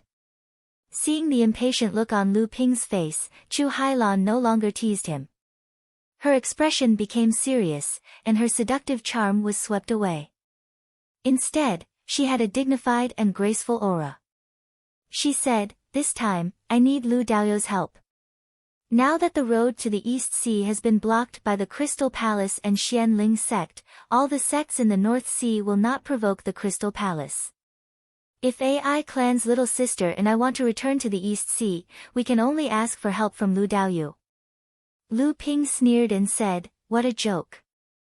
Other sects can't provoke the Crystal Palace, but can our sect? No matter if it's the Heavenly Moon sect or the Green Sea Snakes, they are all famous forces in the cultivation world. You can wait for these two sects to come to rescue you." Chu Hailan said helplessly, "Since that's the case, I can only wait for the cultivators of my clan to come to rescue me on this Scarlet Mist Island." Lu Ping's gaze towards Chu Hailan suddenly shrank. He said, "You dare to threaten me?" If the Crystal Palace and Xianling sect knew that Chu Hailan was hiding on the Scarlet Mist Island, then Jinling would definitely not be able to escape responsibility. Hearing Chu Hailan say this, Lu Ping was naturally furious. Chu Hailan was stimulated by Lu Ping's murderous aura. She was secretly shocked by Lu Ping's tyrannical strength. Even when she faced Wu Shihuan in the past, he did not give her such great pressure. Could it be that the person in front of her was even more powerful than Wu Shihuan? Although Chu Hailan was afraid in her heart, she still resisted. "If I really want to threaten you, I can use the Samling as an excuse. Now that the entire North Sea is searching for the AI family's sister and me, and your Jinling is rising so strongly, you will definitely become a thorn in the side of the Crystal Palace. Don't you think that this is a chance to secretly form an alliance with the Green Sea Snakes and the Heavenly Moon sect? Moreover, the Samling will eventually return to the clan to receive the inheritance of the clan. If you help me, I will help you." Chapter 1003. So your husband was killed by Huang Shijun and others who ambushed him after he was defeated by Wu Shihuan? That's right. Chu Hailan's expression did not change in the slightest as she said, "Although my husband fled in defeat, that Wu Shihuan might not have had it easy either. It's just that I didn't think that the mighty direct lineage cultivator of the Crystal Palace would be so despicable, actually setting up an ambush along the way. That husband of mine was already heavily injured in the first place, so how could he have withstood Huang Shijun's ambush? In the end, he still perished. Instead, Huang Shijun became famous after he single-handedly slew my husband." Lu Ping saw that Chu Hailan had chased him from the East Sea to the Central region, and then to the North Sea. It could be seen that the relationship between the couple was very deep. However, Lu Ping couldn't feel the grief of her husband's death from Chu Hailan. From the beginning to the end, Chu Hailan told Lu Ping the process as if it was an unrelated story. Although Lu Ping was full of doubts, it was not appropriate for him to ask, so he inevitably showed his doubts on his face. Chu Hailan was so smart that she had already understood what Lu Ping was thinking. She said, "Do you feel that I'm very indifferent to my husband's death, but chasing him for thousands of miles seems contradictory?" Lu Ping felt embarrassed that Chu Hailan had seen through his thoughts. However, what he was doing now was like walking on the edge of a bottomless abyss, so he couldn't afford to be careless. So, although he seemed hesitant, he still nodded. A trace of worry appeared on Chu Hailan's face as she said, "There's nothing I can do about it. My husband and I aren't actually married. Furthermore, our marriage was decided by our elders. I've only met my husband 3 to 5 times, so how could we have feelings for each other?" Lu Ping asked curiously, "In that case, why are you so eager to avenge him?" Chu Hailan smiled bitterly, "It all started because of me. When I was traveling in human form, Wu Shihuan came to pester me because he coveted my beauty. He chased me all the way to the outer endless sea. I was no match for Wu Shihuan, so I could only use my clan's secret technique to ask for help. Coincidentally, my fiancé came looking for me, and we fought a great battle when we met. However, I didn't expect that my transformation technique, which I thought was brilliant, would be seen through by Wu Shihuan. He set up a trap to lure my husband here. After I was entangled by Ma Shifang, my husband was defeated by Wu Shihuan, and he was killed by Huang Shijun on the way to escape." Chu Hailan paused and continued, "Ma Shifang's strength was similar to mine. When I saw my husband being defeated, I naturally escaped. Fortunately, Wu Shihuan was also injured, so I was able to escape unscathed. However, when I returned to the clan, I was reprimanded by the Water Snake clan. They thought that it was because of me that my husband died. My Fire Snake clan is weak to begin with. When the two clans united by marriage, we also asked for help from the Water Snake clan.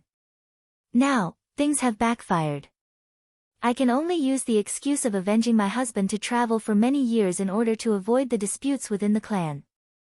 Lu Ping didn't expect Chu Hailan to have such an experience. But to be able to fight Wu Shihuan to such an extent, it seemed like her fiancé's status in the Water Snake clan wasn't low. Otherwise, the Emerald Sea Spirit Snake clan wouldn't have vented their anger on Chu Hailan because of her fiancé's death. At this time, Lu Ping didn't know what to say, but he was still a little nervous.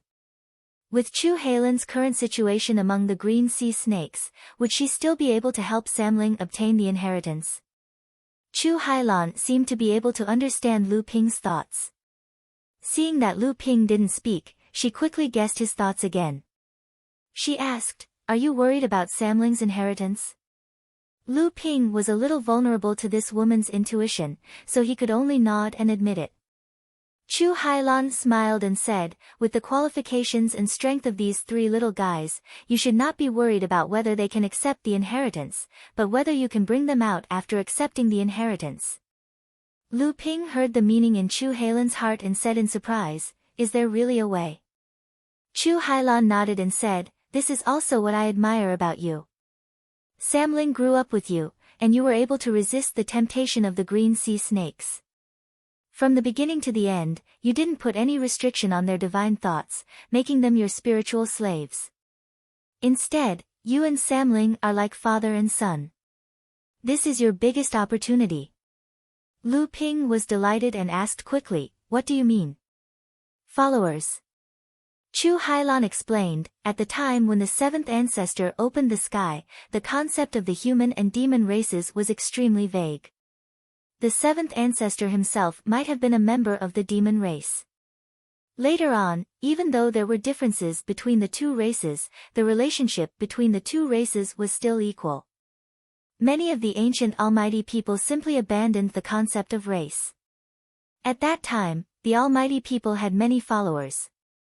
The Almighty people of the human race had many followers of the demon race, and the Almighty people of the demon race also had many followers of the human race. These followers even became the embryonic form of the human race's sections. At that time, the Almighty people treated their followers as equals, without discrimination. However, later on, the human heart became more complex, and the demon heart also became more transparent. Thus, this kind of follower, which was built on trust, changed into a method of slavery that controlled the life and death of the almighty people. Lu Ping seemed to understand a little and said, that is to say, as long as Samling admits that he is your follower and is not forced by you, this matter will be considered half done. Half. Chu Hailan nodded and said, yes, half. After all, Samling was born in the Green Sea Snake and has a pure bloodline. He is considered one of the best rising stars among the Green Sea Snakes. Do you think the big shots in the clan will be willing to let such an excellent junior follow you, a human? Lu Ping couldn't help but ask, then what should I do? Chu Hailan giggled and said, that depends on whether you have the strength. As Samling's follower, you must have the strength to protect your own follower when necessary. If you can't provide this kind of protection yourself, how can others rest assured to let their juniors follow you? Chu Hailan then changed his tone and said, of course, with your reputation as the North Sea Water Sword Celestial, the big shots in the clan will look up to you. Lu Ping couldn't help but smile bitterly. The big shots in the Green Sea Snake clan only needed to think about the strength of the Crystal Palace to understand why he would be looked up to by these big shots. After Lu Ping roughly told Jiang Tianlin and Laozu about Chu Hailan's matter, the next day, he received a transmission jade slip from Celestial Phenomenon Laozu and Lu Tianling Laozu. However, other than asking about the recent battle situation with Mara on Scarlet Mist Island, there was nothing else mentioned. Jiang Tianlin showed the jade slip to Lu Ping, and Lu Ping immediately understood. He ordered Chu Hailan to find Ai Shuyao, who was hiding in a secret place, and cast a secret invisibility technique on the two of them. They traveled unimpeded all the way to Tianling Mountain. Along the way, the detection restrictions in the various Xunling arrays were not triggered at all, and the few Dharma adepts also ignored it. As for the other core forging adepts, how could they see through Lu Ping's secret technique? When the teleportation array was activated, and after a flash of light, the three of them were already on Jingzhi Island. Bastard, you're courting death. As soon as Lu Ping and the other two arrived on Jingzhi Island, they heard Tiankang Laozu's earth-shattering roar, followed by a shocking murderous intent that swept through the entire island. Chu Hailan had already known beforehand that there was an extremely strong mid-Dharma adept from Zhenling sect stationed on Jingzhi Island. When she heard Patriarch Tian Kang's sudden shout, she instinctively circulated all the inner yuan in her body. Her aura was just as strong and violent, which gave Patriarch Tian Kang a fright. The murderous aura that filled the sky instantly froze. Lu Ping, on the other hand, knew that this was a misunderstanding, but there was no time to explain now. In a flash, he had already disappeared. At this time, Chu Hailan also knew that she had made a mistake, and she hurriedly retracted her aura.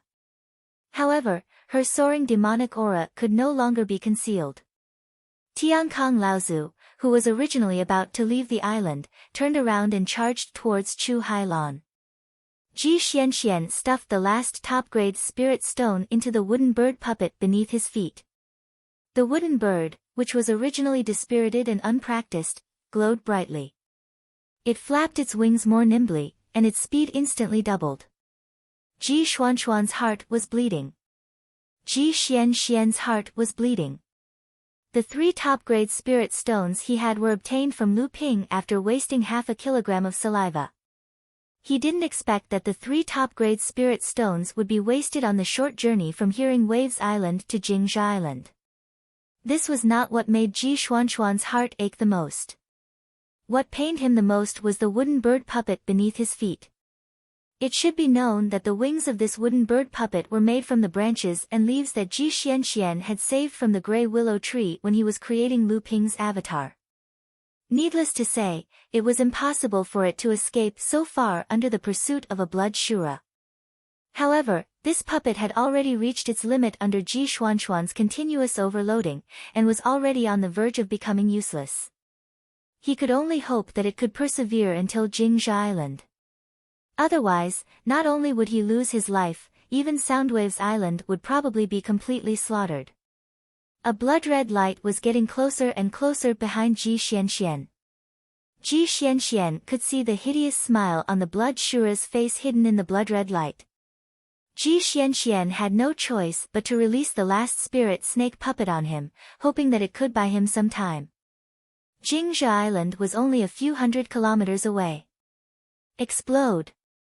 Ji Xuanxuan's eyes were bloodshot.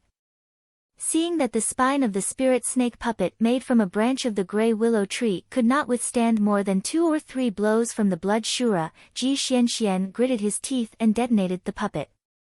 Boom!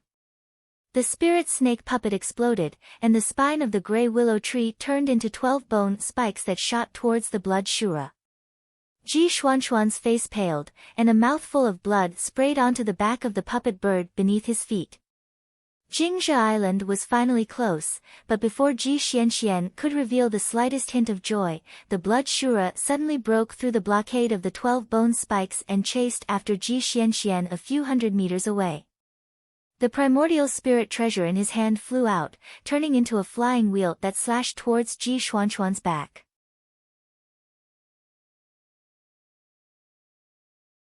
Chapter 1004. Die, Evildoer. Even though old ancestor Heavenly Peace couldn't detect Chu Halan's background in that instant, the demonic aura that Chu Halan's aura burst out just now couldn't be wrong. Even though old ancestor Heavenly Peace sensed that Ji Xianxian was in imminent danger, the demonic aura that suddenly appeared in the jolting hibernating island made old ancestor Heavenly Peace hesitate between Ji Xianxian and the jolting hibernating island. However, in the end, old ancestor Heavenly Peace still had no choice but to protect the jolting hibernating island. Jingzhe Island was a place Jinling had managed to protect in the fallen secret land for several generations. It was also the symbol of Jinling's interest in the several spirit stone veins in the fallen secret land. The mountain-splitting axe slashed down with a mountain-splitting and sea-splitting power, scaring Chu Hailan to the point that her face turned pale. Although Chu Hailan was born in the Fire Snake clan, which was the weakest compared to the other Green Sea Snake tribes, Chu Hailan's strength was excellent. Otherwise, she wouldn't be able to compete with the direct descendants of the Crystal Palace. However, in front of Tian Kong Laozu who had the mountain-splitting axe, it was not enough. A flame rose from the soles of Chu Hailan's feet. Countless flames escaped in all directions in the shape of fire snakes, but they were still cut down by 2/3 by Tian Kong Laozu's axe. Fire spirit escape. You are the Green Sea Snakes. Old ancestor Tian Kong was experienced and knowledgeable after all, and he had stayed in the East Sea numerous times before, so he naturally had a good eye for things. He immediately recognized that what Chu Hailan had executed was one of the secret escape techniques of the Jade Sea Spirit Snake race, and the attacks in his hands couldn't help but stop. If it was someone else, Tian Kong Laozu would have killed him. However, the person in front of him was the Green Sea Snake. At this time, Tian Kong Laozu remembered that there should be 3 people who had been teleported here. However, there were only 2 women in front of him. That extremely familiar aura had disappeared. Tian Kong Laozu scanned with his divine will and instantly heaved a sigh of relief. He said, "You guys followed Tianping here." The remaining fire snakes regrouped a few hundred feet away. Chu Hailan appeared there in a sorry state. He said, "Senior, please don't be angry. I came here with Lu Tianping." At this time, although Tian Kong Laozu had the intention to rush out of the island as soon as possible to receive Ji Xianxian, a green sea snake suddenly appeared on the island. Furthermore, it came from Jinling's own teleportation array. This caused Tian Kong Laozu to not dare to go out of Jingzhe Island without understanding the situation. Rumble. Whoosh. Whoosh. The intense fluctuations of the battle quickly attracted everyone's attention. Ji Xianxian was finally saved the moment he was killed by the flywheel. Ji Xianxian, who had narrowly escaped death, couldn't be bothered to feel the slightest bit of joy towards the pair of familiar flying swords. His true essence was on the verge of drying up as he struggled to support the wooden bird puppet beneath his feet to fiercely flap its wings a few times. Then, the wooden bird puppet swayed and crashed towards the Jingzhe Island. Crash! Before the cultivators on Jingzhe Island could rush over to receive him, the entire wooden bird crashed into the ground at an extremely fast speed and then fell apart. The cultivators from Jinling who rushed over to receive him were Yao Yong, Du Feng, Xianling, and the others. The few of them had accompanied Yao Yong to participate in the Fantasy Spirit Cities auction. Their original intention was to see if they could find a way to restore Laozu's origin. In the end, although they found nothing, Yao Yong insisted on staying in the Eastern Sea. He still didn't give up hope, so Du Feng and Xianling also stayed here to accompany him. The three of them saw Ji Xuanxuan's entire body bounce off the moment the wooden bird landed. Then, he rolled on the ground several times without any care for his image. In the end, he lay on the ground and didn't get up. The hearts of Yao Yong and the others sank as they hurriedly rushed over. However, they heard Ji Xianxian groaning as he lay on the ground without a care for his image. It was obvious that he didn't suffer any serious injuries, but because his true essence was exhausted, he was unable to support a protective spell like a barrier. Yao Yong said snappily, "Quickly get up, there are still quite a few fourth-generation disciples on the island. If they were to see our sect's dignified puppet grandmaster lying on the ground without any care for his image, who knows how many disciples would have their eyeballs smashed, especially those female disciples.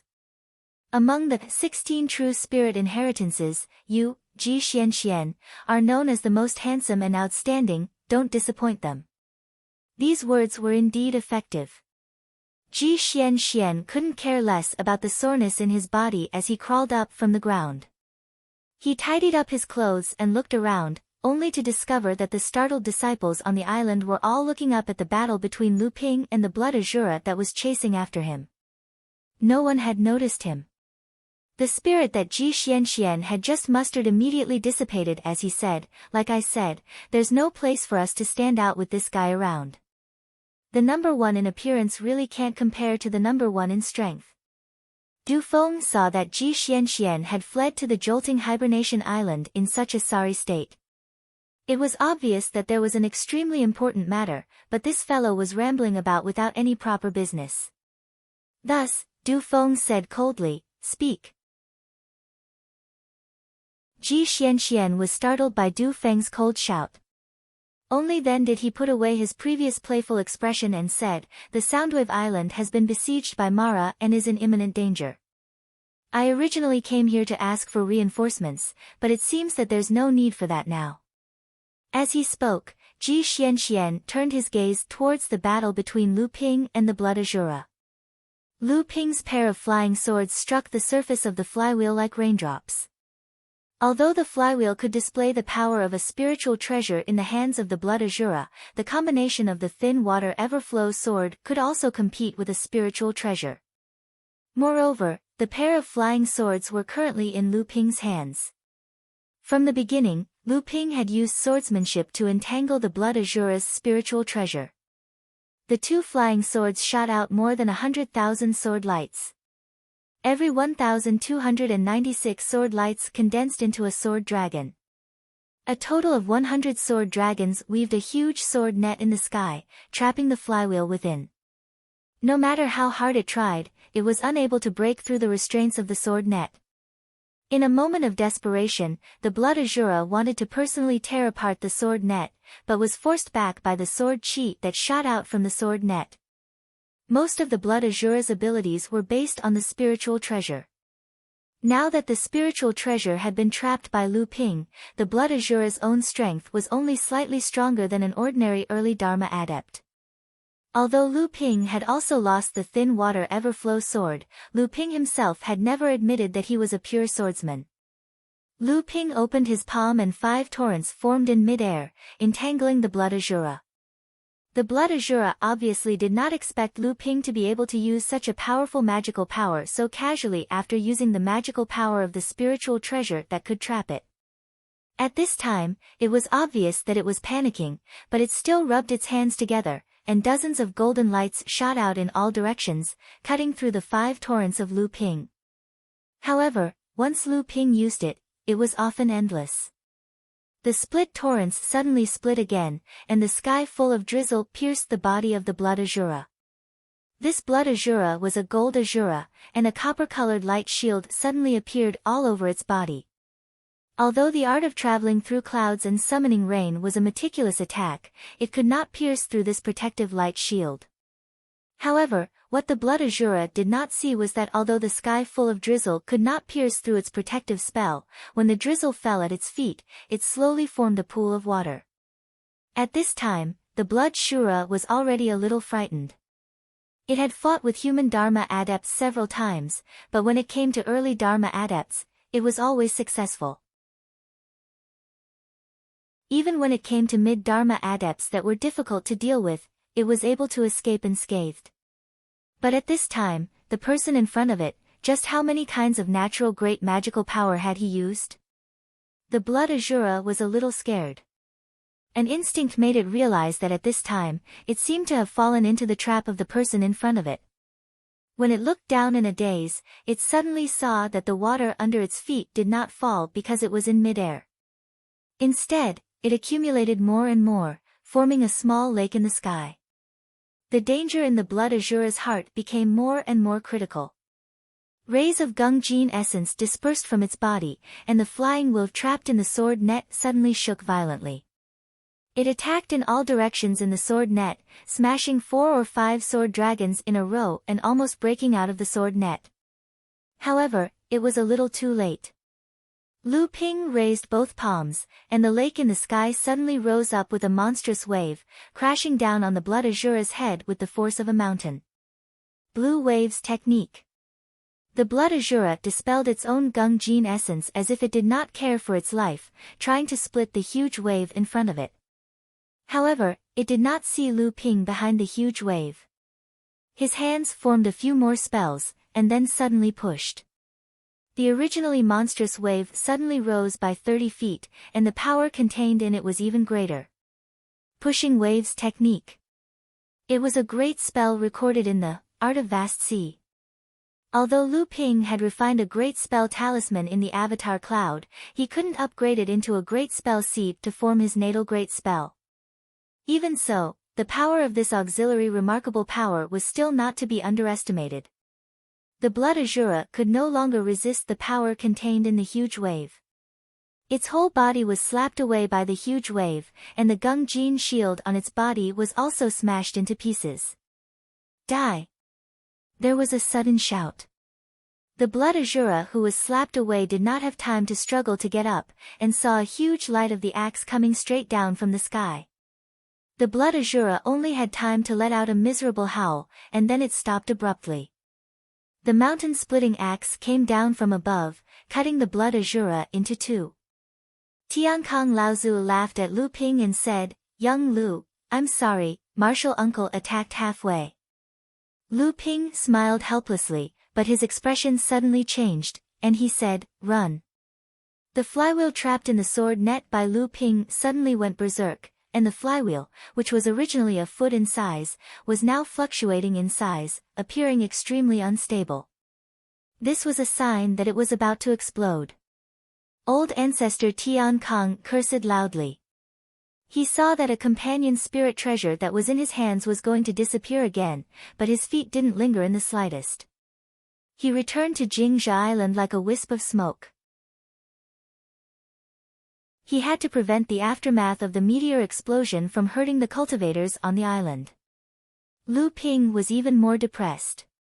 He had originally wanted to use the Linglong wine cauldron to see if he could absorb the essence from the blood azura when he killed the blood azura. Although this was a gold azura, and the Gung-Jin essence could not be used by Lu Ping, it would be good as long as he could leave a few Gung-Jin pills behind. As for the companion spiritual treasure, the flywheel, Lu Ping was more open-minded. After the fall of the blood azura, it often depended on luck to keep this thing, and this luck would not come 9 out of 10 times.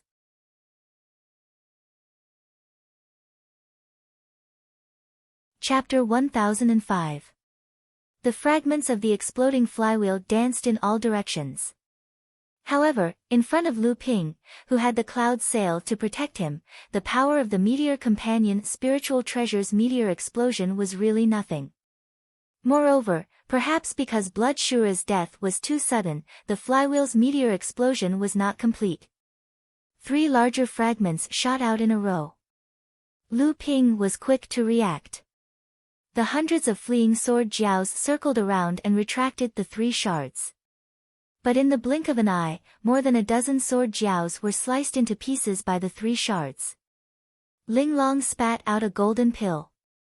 It was condensed from the dissipating golden hepta essence that Ling Long had tried her best to collect. Swoosh! A dazzling light shot out from Jingzha Island. Du Feng shot the flying sword in his hand straight into the battlefield. The golden hepta essence that was gradually thinning gradually showed signs of condensing into the flying sword in Du Feng's hand. Lu Ping could clearly sense that this trend was not too obvious with his divine telekinesis. However, the flying sword in Du Feng's hand was quite famous. It was already a spirit-nurturing magic treasure and had extremely high potential for improvement. Lu Ping threw a fragment of the companion's spiritual treasure towards Du Feng's flying sword. Du Feng's eyes lit up when he saw the fragment. Although the fragment of the companion's spiritual treasure could only be regarded as a type of spiritual material, it could be regarded as an extremely rare and pure top-notch spiritual material in the cultivation world. It was very useful to Du Feng. At this time, Chu Hailan already knew that Tian Kong Laozu's evildoer was not directed at her, but at Blood Shura, who was chasing after Ji Xianxian. However, she was more or less on guard in the sect's territory. Unexpectedly, this kind of vigilance caused her to misjudge the situation. Her cultivation, which was originally concealed by the demon transformation bracelet, was automatically exposed. In the end, she was almost subdued by Tian Kong Laozu. Luckily, Chu Hailan's abilities weren't ordinary, which was why she managed to preserve her life under the attack of the mountain-splitting serpent. After that, she willingly entered the trapping formation of the waking hibernating island. Only then did Patriarch Tian Kong put his heart at ease. This was still the result of her identity as the Jade Sea Spirit Serpent, which made Patriarch Tian Kong rather fearful. Patriarch Tian Kong, who had returned to Jingling Island, heard what Lu Ping said, and only then did he let Chu Hailan out. Chu Hailang immediately said his goodbyes and wanted to leave with Ai Shuyao. However, Lu Ping had already heard the news from Ji Xianxian about Hearing Waves Island. In his anxiety, he wanted to rush over to help. However, Lu Ping also knew that the fallen mystic realm was in a state of unrest at this time, so it was naturally not suitable for forefather Tian Kong to leave Jingzha Island. Thus, Lu Ping turned his gaze to Chu Hailan. What? I'm not going. Chu Hailan shook her head like a rattle drum. She wanted to leave Jingzha Island as soon as possible and rush back to her clan to pass on the news of her contact with the Heavenly Moon sect. Among the human sects, Chu Hailan always had a feeling that her life and death were not in her control. She did not want this feeling to remain with her. How about I owe you a favor? Lu Ping was also a little anxious. He had already received the news from Ji Xianxian. He did not know what had happened on Soundwave Island that attracted 3 Blood Azura and a group of Mara to attack. Ji Xianxian risked his life to ask for help and led one away. However, the remaining 2 and the hundreds of Mara under their command were enough to flatten the entire Soundwave Island. Really? Chu Hailan's face lit up. She knew that it was not easy to return a favor to a person like Lu Ping. Moreover, who could predict Lu Ping's future achievements? Lu Qiner carried Lu Ping and Chu Hailan in the direction of Soundwave Island. In a short distance flight, both Lu Ping and Chu Hailan had dozens of methods to surpass Lu Qiner. However, if it was a long-distance flight, Lu Qiner had a natural advantage as a flying Yao cultivator. From Ji Xuanxuan's words, Mara's sudden attack on Soundwave Island seemed rather strange. However, Soundwave Island had been under the management of Qi Lianying and Yin Xianchu for the past few years. It was possible for them to resist the attack of this group of Mara for a short period of time. Moreover, Yin Xianchu had already pushed his cultivation to the edge of refining a spiritual object for the 3rd time. If it was not for the fact that he had no confidence in refining the 3 ice river hearts to achieve a 9th grade golden core, Yin Xianchu would have long since advanced to the peak of core forging. Even so, with Yin Xuanchu's elusive assassination methods, trying to assassinate a blood Shura was akin to courting death. However, it was not impossible to pin it down. I hope they can hold out until I come to help. Lu Ping was deeply worried. Chu Hailan did not have such thoughts. She had only come to help out because of Lu Ping's favor. The life and death of the people on Soundwave Island had nothing to do with her. Away from Tiankong Laozu's vigilant gaze, Chu Hailan felt relaxed. Instead, she chatted incessantly with the flying Lu Qiner. Outside Soundwave Island, Yin Xianchu was bathed in blood. However, his expression was still cold and solemn, as if the injuries on his body did not belong to him. He held the Taishian thorn in his hand in a reverse grip. Drops of Kuei water essence dripped from the thorn's tip, then evaporated into spiritual energy and dispersed in the air. Dozens of feet away, a blood Shura looked at the transparent hole in its arm in surprise. It did not expect that it would be injured by the human clan's minor repairs. This made it extremely angry, but at the same time, it also made it feel a little more afraid of the person in front of it. Yin Xianchu had been entangled with this blood Shura for more than 4 hours. At this moment, he was almost at his limit. Just now, he had almost died in the hands of this blood Shura. If it was not for the fact that his method of concealing his tracks was not low, Yin Xianchu would have died many times over. This guy's companion's spiritual treasure was actually invisible. How could it be the same as Lu Tianping's aqua sword? No, it was even more powerful than the aqua sword.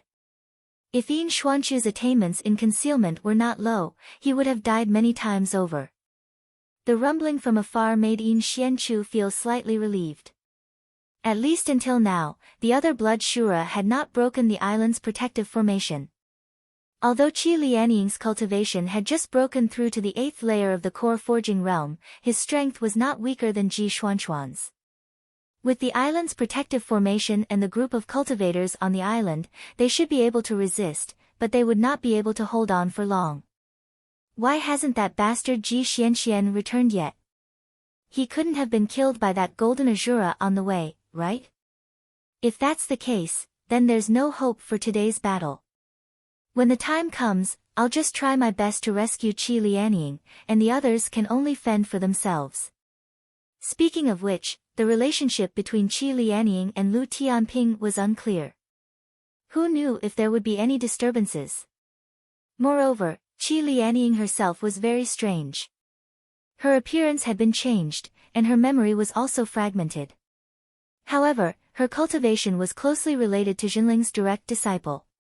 It was said that she had been raised by Uncle Master Tianqin since she was young, but she had not become Uncle Master Tianqin's disciple.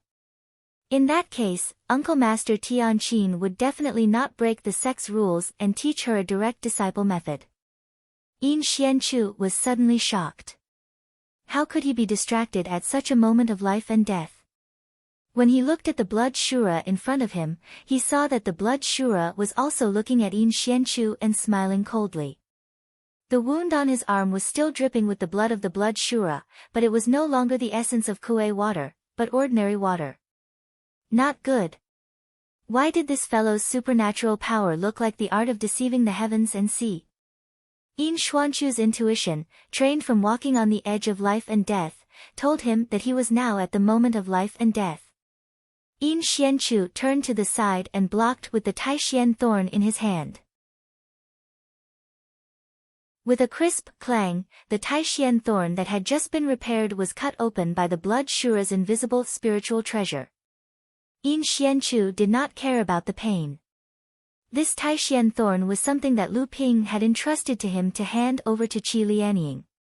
It was only because of the critical situation that Yin Xianchu had to restrain the blood Shura alone that Qi Lianying had temporarily given him the Taishian thorn.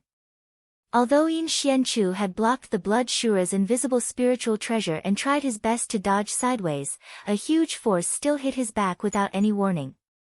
Yin Xianchu followed this force and abruptly flew forward for over 1,000 feet. He could no longer hold back the blood in his heart, and he directly spat out an arrow of blood 3 feet away. Then, it turned into a blood-colored ice cube that emitted a chilling aura and fell onto the surface of the sea. The blood Shura, laughing strangely, appeared where Yin Xianchu had been standing, and the previous illusion turned into a pool of water and fell from midair. Damn, it was exactly the same as the art of deceiving the heavens and sea. At this moment, a loud bang suddenly came from the direction of Soundwave Island in the distance, followed by shouts of killing. Yin Xuanchu's heart trembled. Oh no, the island's protective formation was broken. Yin Xianchu wanted to retreat. He had to rush back to Soundwave Island. At the very least, he had to rescue Qi Lianying. However, he had neglected the fact that he was heavily injured. How could he retreat just because he wanted to? Moreover, there was a blood Shura eyeing him covetously. At this moment, this blood Shura seemed to be even more anxious than he was. With a howl, it pounced towards Yin Xianchu. A strange force firmly bound Yin Xianchu in mid-air. Even if he wanted to hide himself, he would have to expend a great deal of energy to break through this restraint. If Yin Xianchu still had his strength, it would naturally not be a problem. However, how could he escape now that he was seriously injured? Yin Xianchu sighed. He knew that he could not escape, but he was not someone who would close his eyes and wait for death. His heart was already beating rapidly in his chest, waiting for the blood Shura to reach him to trigger a self-explosion. Howl! A strange howl suddenly cut through the sky. Yin Xianchu suddenly looked up and saw that a door had suddenly split open in front of him. A pair of familiar flying swords shot out from the door and slashed towards the void. Clang! A strange long sword appeared in front of Yin Xianchu for the first time. It was blocked by the thin flowing water sword in front of Yin Xianchu. At the same time, that strange howl also seemed to cut through the restraints of space and stabbed towards the back of Blood Shura's head. Blood Shura looked extremely panicked at this moment. He stood there, unable to move, and the expression on his face had already frozen. Splash! The netherwater sword flashed and disappeared, but it split open a pool of water. Dozens of feet away, Blood Shura revealed itself and was about to retreat quickly. However, its appearance did not seem to be unexpected by those who had rushed to help. A white light had already shot towards it the moment it appeared. Blood Shura could not dodge in time. The white light sank into its body and seemed to freeze everything in its body. Kill! A small person suddenly appeared in front of Blood Shura's face. The azure willow sword on its back was pulled out and stabbed directly into Blood Shura's head through its eyes.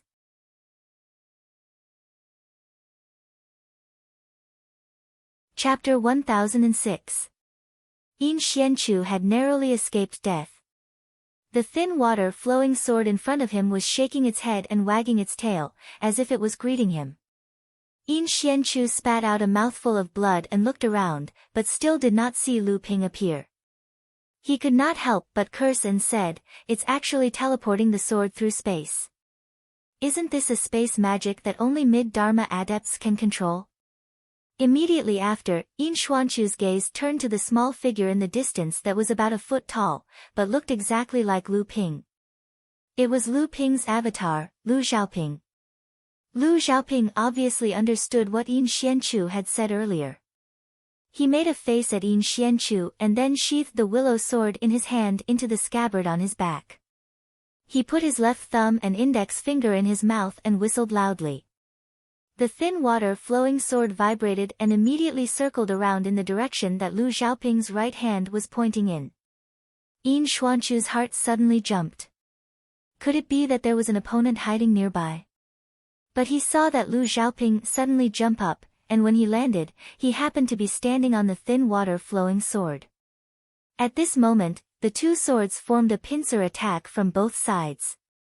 With a clang, the strange invisible flying sword that Yin Xianchu had seen earlier was once again hit by the thin water-flowing sword. But immediately after, it hid itself again. Yin Xuanchu's face was filled with joy. It was actually that invisible companion, spiritual treasure. Yin Xianchu did not care about his own injuries and was about to go forward to help. Unexpectedly, he saw two rays of green light suddenly shoot out from Lu Xiaoping's eyes. In an instant, he found the location of the hidden sword and leaped forward, his hands seeming to grab onto something. The hidden sword revealed itself again, but this time, it was grabbed by the hilt by Lu Xiaoping's small hands. The hidden sword was carried by the hidden sword in midair, and the little person swayed as he hung on the hilt. At this time, the thin water-flowing sword also came forward to attack again, to completely suppress the hidden sword. Just as Lu Xiaoping and the dual flying swords worked together to suppress the invisible flying sword, the sky above the place where the water Shura had fallen once again split open. A three-legged wine cauldron rushed out of the opening. A whirlpool of light appeared at the mouth of the cauldron, and the wine cauldron swallowed more than half of the dissipating essence of the fallen water Shura. A little girl suddenly leaned against the side of the wine cauldron and peeked her head out. She smiled at Yin Xianchu and shook her head. Then, the wine cauldron slowly turned and once again entered the pitch-black spatial crack and disappeared. The spatial crack also slowly closed up. On Soundwave Island, just as Yin Xianchu had been injured by the blood Shura and was on the verge of death, the island-protecting formation that Qi Lianying was presiding over was finally broken by the attacks of another blood Shura and more than 100 Mara. Qi Lianying knew that the island was only able to hold on until now because of the power of the island's protective formation. Although there were nearly 10 core forging realm cultivators on the island, most of them were at the early and mid-stage core forging realm. In the face of the White Jade Devil led by Blood Azura, Soundwave Island was almost defenseless. Why would this group of Mara take a fancy to a small island like Soundwave Island? A great Shura rushed towards Qi Lianying, the companion magic treasure in its hand carrying the power of a forward charge towards Qi Lianying. Qi Lianying snorted coldly. Her sleeves stirred up a curtain in midair. The companion magic treasure was hindered layer by layer under the curtain. In the end, the power of the magic treasure was dissolved. Then, the pair of sleeves flipped up, forming a curtain wall that enveloped the Great Shura. The Great Shura rushed left and right, but the magic treasure in its hand was useless no matter where it hit. It could not break through the curtain wall. The Great Shura had never encountered such a strange situation. For a moment, it was very anxious. It raised its head and roared, beginning to call for help from its companions. Qi Lianying's face was as gloomy as frost. A pair of short swords appeared in her hands along her sleeves, and then she rushed into the curtain wall with them. The sleeve sword was a magic power that Qi Lianying had practiced. Now, she had used this magic power in such a way that it was as if she was in a maze. A moment later, a scream came from within the curtain wall. The Great Shura, who was equivalent to a late core forging cultivator, had died under Qi Lianying's two swords. The curtain wall turned back into two sleeves, shrinking back into Qi Lianying's sleeves and disappearing. When she looked up, the entire Soundwave Island was already filled with the sounds of fighting, and from time to time, the screams of Soundwave Island's cultivators could be heard. Although Soundwave Island was not her foundation, it was the result of decades of hard work. It was also something she had entrusted to him. Now that it was so easily destroyed, she could not help but feel sad. But she also knew that there was nothing she could do now. Even if she could kill a Great Shura, there were a total of 20 to 30 Great Shuras besieging Soundwave Island, not to mention that there was still a Blood Shura that had yet to make a move. Escape, only by escaping would there be hope. If all else failed, she could only go to the North Sea to find him. Ji Xianxian and the others had already mentioned Lu Ping to her several times. She knew that he was now at the Dharma manifestation stage and was a rising star in the cultivation world. Lu Ping had once promised to bring her to the North Sea to unravel the mysteries of her life. She had already guessed that this might not be a difficult matter, because no matter if it was Yin Xianchu or Ji Xianxian, when they saw the spells she cast, they both revealed the same look of surprise. However, when they heard Mei Tianqin's name, the two of them simultaneously chose to remain silent. It was as if the two of them were also confused, as if they knew something, but they weren't too clear about it. They were even more unwilling to touch upon such a taboo topic. A scream came from afar, causing Qi Lianying to stop in her tracks. More than 100 feet away, a cute teenage girl was lying on the ground. The magic tool in her hand was already scattered, and Ashura was laughing sinisterly as it pounced towards the girl. Qi Lianying was furious, and the short sword in her hand shot towards the Shura. Unexpectedly, it was blocked by an ice wall that suddenly rose midway. An ice Shura walked down from the ice wall, and behind it, ice owls rose and flew towards Qi Lianying. Qi Lianying was anxious to save the girl, but the dozens of ice owls suddenly exploded when they flew in front of Qi Lianying. Countless ice needles blocked all of Qi Lianying's escape routes. Qi Lianying had no choice but to spin her sleeves into a whirlpool, sucking in all the ice needles that filled the sky and crushing them. But at this time, there was no time to save the little girl. She directed all her anger towards the ice Shura, but only then did she realize that she had already fallen into the encirclement of 4 great Shuras. Clearly, they were companions that the Shura that had died in Qi Lianying's hands had lured over. Qi Lianying's heart sank even more. Given the situation before her, even whether she could escape was a problem, let alone save the girl. At this time, a long cry suddenly sounded from the sky. Qi Lianying looked up, and saw a majestic blue phoenix suddenly swooping down from the sky. The Shura that had bent down to bite the girl's neck was instantly torn to pieces by the blue phoenix's sharp claws. Sister Qin, The girl cried tears of joy, and reached out to the blue phoenix that was circling again. It's Lu Qiner, he's here.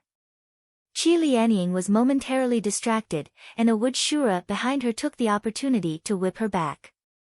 Smack! A bloody gash directly reflected on Qi Lianying's back. Qi Lianying grunted in pain, and blood flowed from the corner of her mouth. She turned around and shot the short sword in her hand at the wood Shura behind her. The other 3 Shuras went forward to receive her, and they attacked Qi Lianying from different directions. For a moment, Qi Lianying was surrounded by danger. A cloud suddenly fell from the sky, and then turned into a golden rock, which pounced towards Qi Lianying.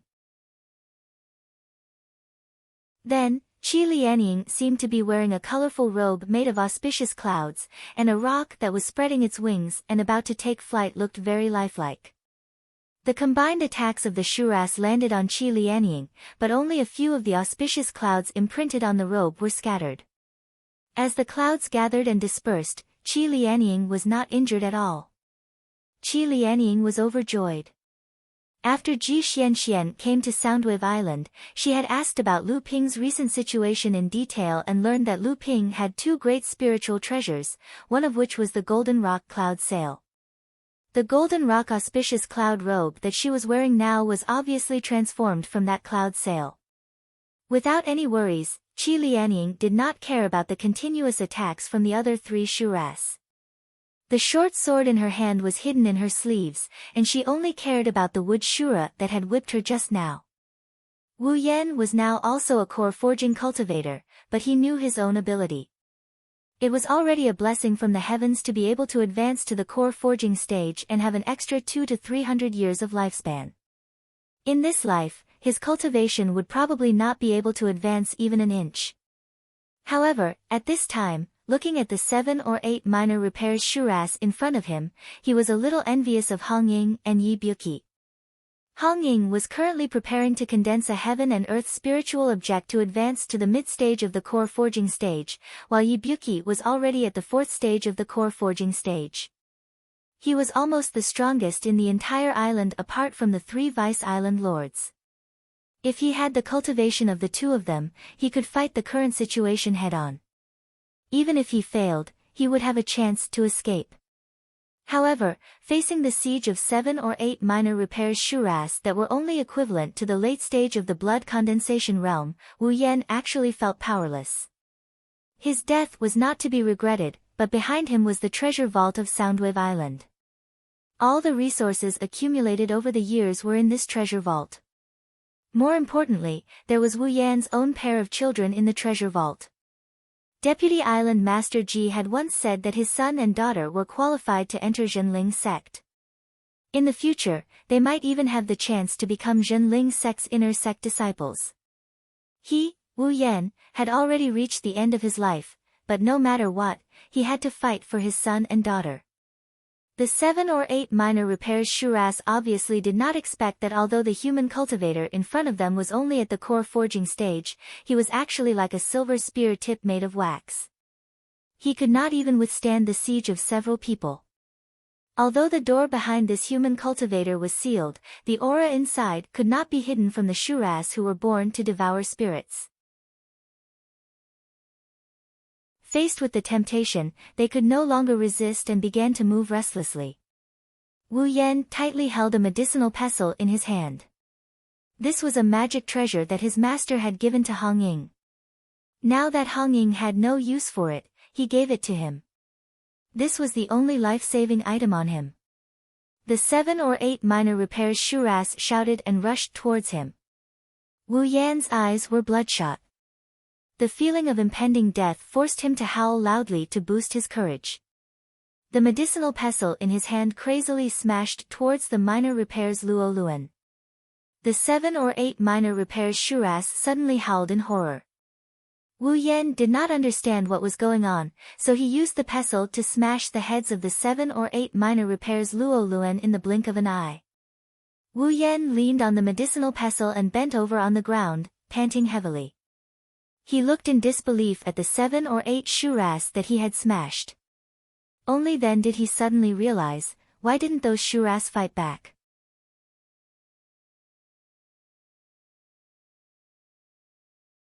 Chapter 1007. The same scene was playing out all over Soundwave Island. Hong Ying was being beaten by a great shura and was running away like a rat. Just as he was about to escape, he suddenly found that the vines in the surrounding forest were wrapping around the great shura's body from all directions. This great shura was also a wood shura. Seeing this, it activated its innate magical power, wanting to fight the hidden enemy. However, it suddenly found that the grass, trees, bamboo, and vines that it used to command like an arm were not listening to it at this time. It seemed that there was a higher level of power above it, causing the grass, trees, bamboo, and vines to be dismissive of its innate magical power. The great Azura was quickly entangled. At this time, it already knew fear. It wanted to use the wood escape technique to escape, but at this time, it seemed that the wood escape technique had lost its effect. This time, it really panicked. By now, how could Hong Ying not know that someone was secretly helping him? One of the magic treasures in his hand flew out and struck the wood Azura. The wood Azura struggled with all its might and howled in despair, but none of that could save its fate. Hong Ying killed the wood shura in one blow. He quickly wiped away the cold sweat on his forehead and said to the surrounding people, "May I ask who helped me?" Hong Ying is very grateful. A little girl stuck her head out from behind a huge tree and coldly glanced at the red eagle. Then, she hid behind the huge tree again. The red eagle stared blankly for a moment, only seeing a blooming pink peach blossom on the little girl's head. Yi Buki was now an expert at the 5th level of the core forging realm. His aptitude was far above that of Wu Yan and Hong Ying. Later, he was appreciated by the deputy island master, Yin Xianchu, who gave him some pointers. Naturally, his cultivation level rose all the way. However, 3 of his 5 sworn brothers failed to make it through the bottleneck of condensing their gold cores and eventually died of old age. The other 2 managed to condense their gold cores with the help of Yu Jiangrui and Yin Xianchu, but their strength was only slightly stronger than Wu Yan's. It was wishful thinking for them to advance further. After the chaotic battle on the island, he didn't know where they were now or if they were still alive. At this moment, a great Shura suddenly rushed over from the opposite side. Yi Byuki was shocked. Just now, he had escaped from a great Shura equivalent to the late core forging realm, but the strength of the great Shura in front of him was obviously above that of the previous one. Yi Byuki's heart could not help but sink. He crossed the two water-splitting spikes in his hands. He gritted his teeth and thought to himself, I'm going all out. Then, he used all his strength to charge at the Azura in front of him. The great Shura looked very anxious. A crescent moon saber appeared in his hand and suddenly slashed toward Yi Byuki, who was rushing over. With a crisp clang, the two water-splitting thorns were smashed away. They penetrated through several huge trees before they could offset this huge force. Finally, they stopped on a huge tree that was 3 feet thick. Yi Byuki, on the other hand, was thrown several feet back by this huge force. He spat out a mouthful of blood in midair. At this time, Yi Byuki suddenly realized that the great Shura in front of him was not coming for him. Looking at its panic, it seemed to be running for its life. Yi Byuki, who was in midair, tried his best to look behind the great Shura, but he just happened to see a teenage boy holding a halberd that was far taller than him chasing from the forest behind him. Taking advantage of the moment when the great Shura was blocked by Yi Byuki, the boy caught up to it and slashed at the great Shura's back with his halberd. The late core forging realm. Yi Byuki looked at the boy in front of him. When the boy slashed with his halberd, the strength of the late core forging realm burst out from all over his body. His eyes bulged and he even forgot about the injuries on his body. Madame Du was looking for her daughter. With the help of Lu Ping, although she had temporarily recovered her core forging realm cultivation, it was still a body that she had taken over. She could forget about her original late core forging realm cultivation. Moreover, she could not use many of the Fox clan's techniques in the present. However, what worried her the most was her daughter, Du Jiawei.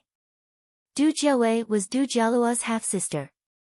Du Jiawei was now in the late blood condensation realm. Because she had the Fox clan's bloodline, she could take human form at the late blood condensation realm. Du Jiawei became extremely rebellious after she took human form. In addition, Qi Lianying was very fond of Du Jiawei.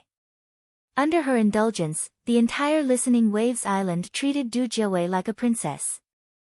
This further encouraged Du Jiawei to be unruly and willful. She even began to ignore Madame Du's words.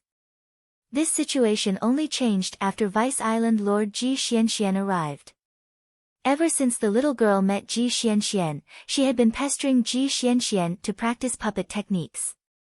That day, when Mara besieged Listening Waves Island, Ji Xianxian took the risk to go to Jingzhi Island. The little girl refused to let him go. In the end, Ji Xianxian could only temporarily restrain her and leave. After the little girl broke free from the restriction, she disappeared. What Madame Du was most afraid of was that the little girl would recklessly rush out of the island to find Ji Xianxian. Madame Du was anxious to find her daughter, so she did not notice the abnormality that happened when she passed through the forest on the island. By the time she realized that something was wrong, several Azuras had emerged from the trees and the ground, surrounding her. Madame Du was greatly shocked. Her 10 fingers grew long nails and she brought out a horsetail whisk from her storage magic artifact. The horsetail whisk was somewhat peculiar. It was fluffy like a fox's tail. Truth be told, this horsetail whisk was a magic treasure forged from the tail of Madame Du's fleshly body after she had taken over the body. Madame Du's strength was at most at the early stage of core forging. Even though she had the experience of being at the late stage of core forging, it could only help her endure a little longer under the siege of Mara. Even so, Madame Du was still surrounded by a few Mara and was covered in wounds. The dripping blood further fueled Mara's rage. Soon, Madame Du suffered another heavy injury. Seeing that Madame Du was about to die here, a great Azura pounced towards Madame Du with a sinister smile. However, it suddenly tilted its neck back and used its hands to grab at the area below its neck. A rope had been strangled there at some point. The great Azura's body that was leaning forward suddenly flew backwards, and its head was separated midway. Then, there was an explosion in the air, and a whip shadow swept over once again. A devil Azura could not dodge in time and was whipped out of the black mist. It fell to the ground and twitched a few times before it could no longer move. Before Madame Du fainted, she saw a girl who was not much younger than her daughter holding a long whip in her hand. Every time the whip lashed out, Amara would be whipped away. The pair of short daggers in Lu Linger's hands danced up and down, but they only protected her whole body. Meanwhile, she was using her Ice Soul divine ability. Every time she launched an attack in the air, Ashura or Shilma would be frozen into an ice sculpture. Every time an ice sculpture was formed, Lu Linger would chuckle proudly. But once Ashura dodged her Ice Soul divine ability, he would inevitably be chased by Lu Linger, who was full of anger. In the end, he would not stop until he was turned into an ice sculpture. Father wants you to find Aunt Ing. Why haven't you gone yet? Lu Bai supported the unconscious Madame Du and walked out of the woods. But when she saw Lu Linger playing happily, her face immediately sank and she shouted unhappily. Although Lu Linger was naughty, she was very respectful towards her elder sister Lu Bai. Hearing this, she was very unhappy and said, I know. After that, she casually smashed a frozen devil Azura into pieces, then turned into a white light and disappeared. Yu Jiangrui no longer planned to escape. These years of comfortable life on Soundwave Island had made Yu Jiangrui no longer want to live a wandering life. More importantly, his lifespan was running out. Although Yu Jiangrui had reached the core forging realm through Lu Ping's core transferring secret technique, it was only a pseudo-core forging realm cultivation base. It couldn't even compare to Wu Yan's golden core, which was condensed using a secret technique. Yu Jiangrui's golden core wasn't even his.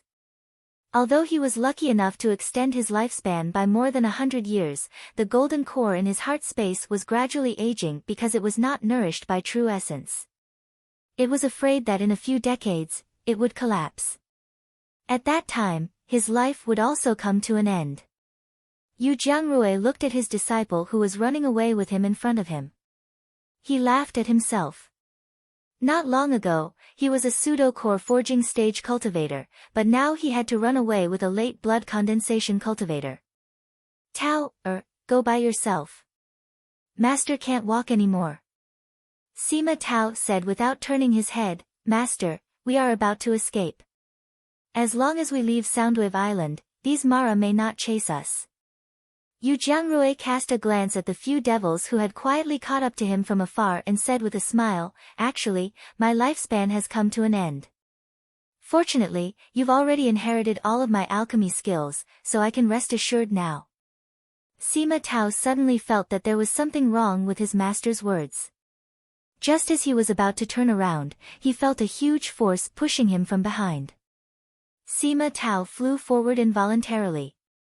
Sima Tao panicked. He wanted to stabilize his body in mid-air, but he found that the magic power around his body seemed to be confined and could not be used for the time being. When he turned his body with all his might, he saw that Yu Jiangrui had already rushed toward the few devil luos who were chasing behind him. A storage bag fell from the sky and smashed into Sima Tao the moment he landed. Sima Tao recognized this storage bag. It belonged to his master, Yu Jiangrui. Sima Tao grabbed the storage bag and dashed in Yu Jiangrui's direction. However, he suddenly saw his teacher's body turning into a ball of sparks, charging into the midst of a few devil luos and exploding.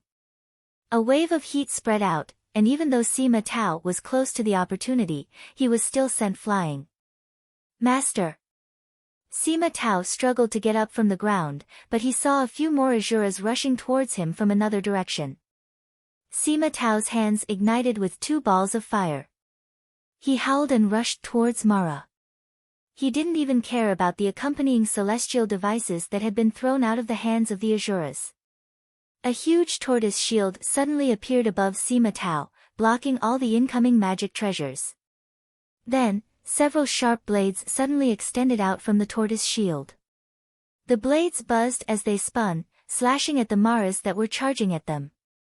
The few Mara tried their best to block the attacks, but to no avail. Even their celestial devices were sliced in half at the waist.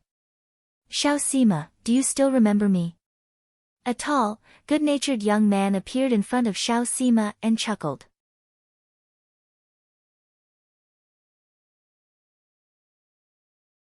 Chapter 1008. Chu Hailan saw with his own eyes that Lu Ping had sent the thin stream sword, the cloud sail, and the Linglong wine cauldron through the air, using a technique that only mid-Dharma adepts could master.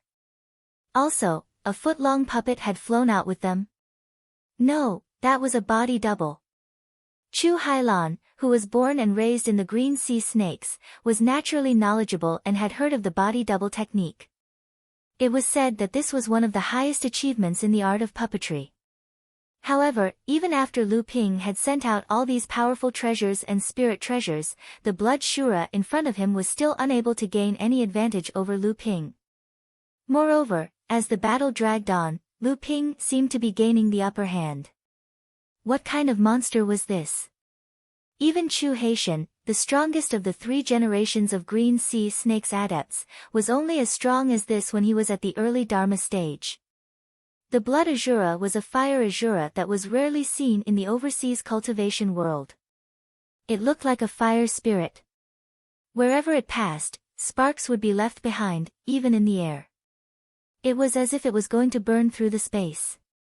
This fire Shura's innate magical powers were extremely powerful. Since the start of the battle, Lu Ping had seen the fire Shura use at least 5 types of flames. Among them, there were 3 heaven-level spiritual fires and 2 high-level mystical fires, not to mention the other low-level fires. Both Lu Ping and Chu Hailan's eyes lit up as they watched. Even the 7 treasures Thunder Calabash seemed to have sensed something and jumped up and down in the core space. It only calmed down after being slapped hard by the Dharma power of the dragon. Every blood Shura would have an extremely powerful accompanying spiritual treasure after becoming a blood Shura. These accompanying spiritual treasures came in all shapes and sizes, and their effects were often different.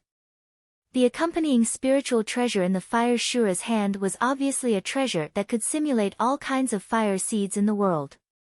However, Lu Ping's methods were not inferior to this fire Shura's. Although he did not have any handy spiritual treasures, Lu Ping could use his own magical powers to fight evenly with this fire Shura. It was not that Chu Hailan was unwilling to come out and help Lu Ping, but when Lu Ping arrived at Soundwave Island and found this strange fire Shura, he had the idea of capturing and killing it. He wanted Chu Hailan to hide in the side and block the Shura's path when it was ready to escape. Therefore, from the beginning to the end, Chu Hailan did not appear on the battlefield, but hid in the void, ready to strike at any time. When Chu Hailan saw that Lu Ping had used up all his magic treasures and fought with this Shura with his bare hands, she secretly thought that it was still uncertain whether this guy could subdue this Shura, but he actually dared to ask her to watch from the side. However, the result gave Chu Hailan a new understanding of Lu Ping's strength. The battle between water and fire was originally a violent collision. The sea of fire and the monstrous waves fought in mid-air, dyeing the entire sky half fiery red and half eerie blue. The explosive roar was deafening.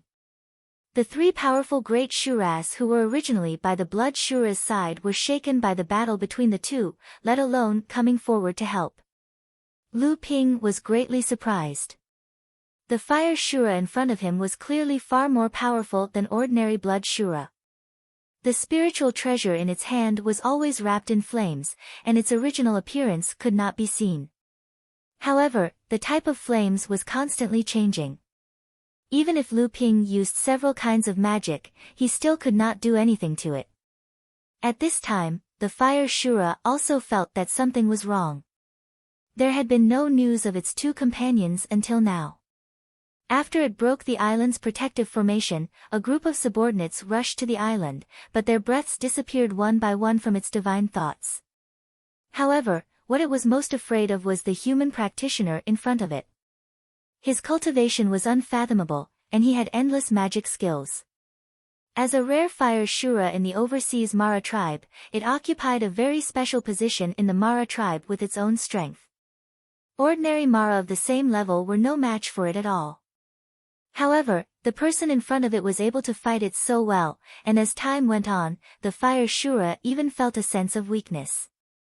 However, the person in front of it was still like a raging sea, and the magic skills and spells in his hands were coming at it one after another. At this time, the fire Shura had the intention to retreat, but the opposite Lu Ping obviously would not let it go so easily. Lu Ping first raised his head to create a monstrous spirit wave, and then pushed with one hand. With the help of the blue wave's skill, the half of the blue in the sky expanded rapidly, and pressed on the other half of the fiery red sky.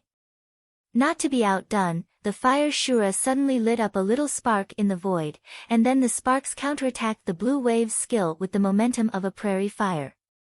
The sky was alternating between red and blue, and a large amount of water vapor was evaporating, and then condensed into clouds higher in the sky. The clouds contained boundless spirit wave, and then turned into rain, falling down in the sunny sky. However, it benefited the fish, shrimp, seaweed in the sea, and the trees and flowers on the island. Lu Ping pushed forward with one hand and cast the art of cloud and rain, turning the fine rain into an offensive attack. Then, he saw a fire tiger roaring through the dense rain and pouncing on Lu Ping. Lu Ping's eyes widened in surprise as he saw a fire tiger pouncing through the rain. Lu Ping could not dodge in time, and was pounced on by the fire tiger. His whole body was turned into water in the fire tiger's mouth, and then evaporated. Seeing that things were not going well, the fire Shura turned into a ball of fire and rushed toward the fire tiger. At this time, in the sea of fire formed by the fire Shura, a space door suddenly cracked open. The space that was about to collapse from the fire Shura's innate fire magic could be forcibly torn open by Lu Ping. Both the fire Shura and Chu Hailan, who was hiding at the side, were shocked. Lu Ping stepped out of the space door, and the surrounding flames licked at Lu Ping, but an invisible force spread out with Lu Ping as the center, clearing a distance of 10 feet. The fire Shura ran all the way through the rain curtain formed by the art of traveling through clouds and summoning rain. Its whole body looked a little weak, but when it stepped on the fire tiger, its whole body began to emit green flames again. Suddenly refreshed, it turned around and pounced on Lu Ping again. However, Lu Ping smiled, and clenched his open palm tightly. The dark blue field created by Lu Ping, where the fire Shura stood, suddenly rolled up waves, and each wave turned into a water sword, stabbing at the fire Shura from all directions. Thousand Snow Sword Art. The fire Shura looked a little panicked at this time. It had already seen that this was a trap set by Lu Ping, whose original purpose was to separate it from the companion's spiritual treasure that had turned into the fire tiger. That was why it rushed into the water field created by Lu Ping to meet the fire tiger. However, when it got in, it found that it was another trap. But after meeting the companion's spiritual treasure, the fire Shura was obviously much calmer. The fire tiger suddenly stood up and dismembered in mid-air, turning into countless fire ravens, fire scorpions, fire cicadas, fire rats, fire wolves, and fire sparrows. They rushed towards the water swords coming from all directions, wiping out the great magic sword art formed by flowing water in an instant. The fire Shura turned over and wanted to use the same method to fight back against Lu Ping, who had entered the fire field it had created earlier, but found that the flame fortress it had painstakingly created had long been extinguished by the art of traveling through clouds and summoning rain above Lu Ping's head. The fire Shura was shocked and was about to turn around and retreat, but it noticed that Lu Ping seemed to be moving again. When it turned around, it saw clouds of water gathering from all directions, with Lu Ping as the center, slowly forming a bigger and bigger cloud. The cloud stretched longer and longer until it entered the sea. Waves of seawater were sucked up along the cloud, turning the huge cloud into a real water tornado. After the dazzling changes of Lu Ping's fingers, the water tornado gradually began to twist and spiral. Finally, a head, horns, limbs, tail, and the scales that gradually formed on the surface of the water tornado appeared one by one, finally forming a strange water dragon that was dozens of feet long and 6 feet thick. The water dragon opened its mouth and hissed. A loud roar suddenly burst forth, and the flames around the fire Shura were extinguished in an instant. Fear appeared on its face, and even Chu Hailan, who was hiding at the side, felt a kind of palpitation at this moment. Fortunately, this feeling passed in a flash, and the huge strange water dragon had already rushed behind the fire Shura. Lu Ping didn't expect that the combination of the water manipulation scripture and the green Jiao Sea disturbance scripture would be so powerful. As the fire Azura fled, he activated the spirit treasure in his hand and set up 12 fire walls and fire shields in a row. However, the water Jiao easily broke through all of the 12 fire walls and fire shields. Seeing that the situation was not good, the fire Shura combined with the companion's spiritual treasure in its hand and turned into a rainbow light to escape, but there was a soft snort in its ear, and suddenly there were countless fire snakes in front of it, colliding with the rainbow light. The rainbow light was broken, and the fire Shura staggered out of it, but saw a female practitioner standing in front of it. In the past, although the female practitioner was strong, she was definitely no match for the fire Shura. But at this moment of life and death, the person in front of it was the last straw to end its life. The huge water dragon rushed over and swallowed the fire Shura, who could not escape, in one gulp. A fiery red light suddenly rolled down the water dragon's throat. The tens of feet long body of the water dragon began to shrink rapidly, and a large amount of water mist began to evaporate. At the same time, the water dragon's thick waist shrank. And with the consumption of the water dragon itself, the red light in its belly became dimmer and dimmer, until the water dragon was only 3 feet long and 2 feet wide, and there was only a red light the size of a bean left in its belly. Only then did Lu Ping wipe the sweat on his forehead, and let out a long sigh of relief. In this fight, Lu Ping did not have much of an upper hand, and was purely using his strong real essence to exhaust the opponent to death. At this time, the real essence in his body was also greatly consumed. But at this moment, Chu Hailan suddenly made a move, and in mid-air, a few feet long flame snake tongue stretched out, shooting towards the red light in the body of the fire dragon.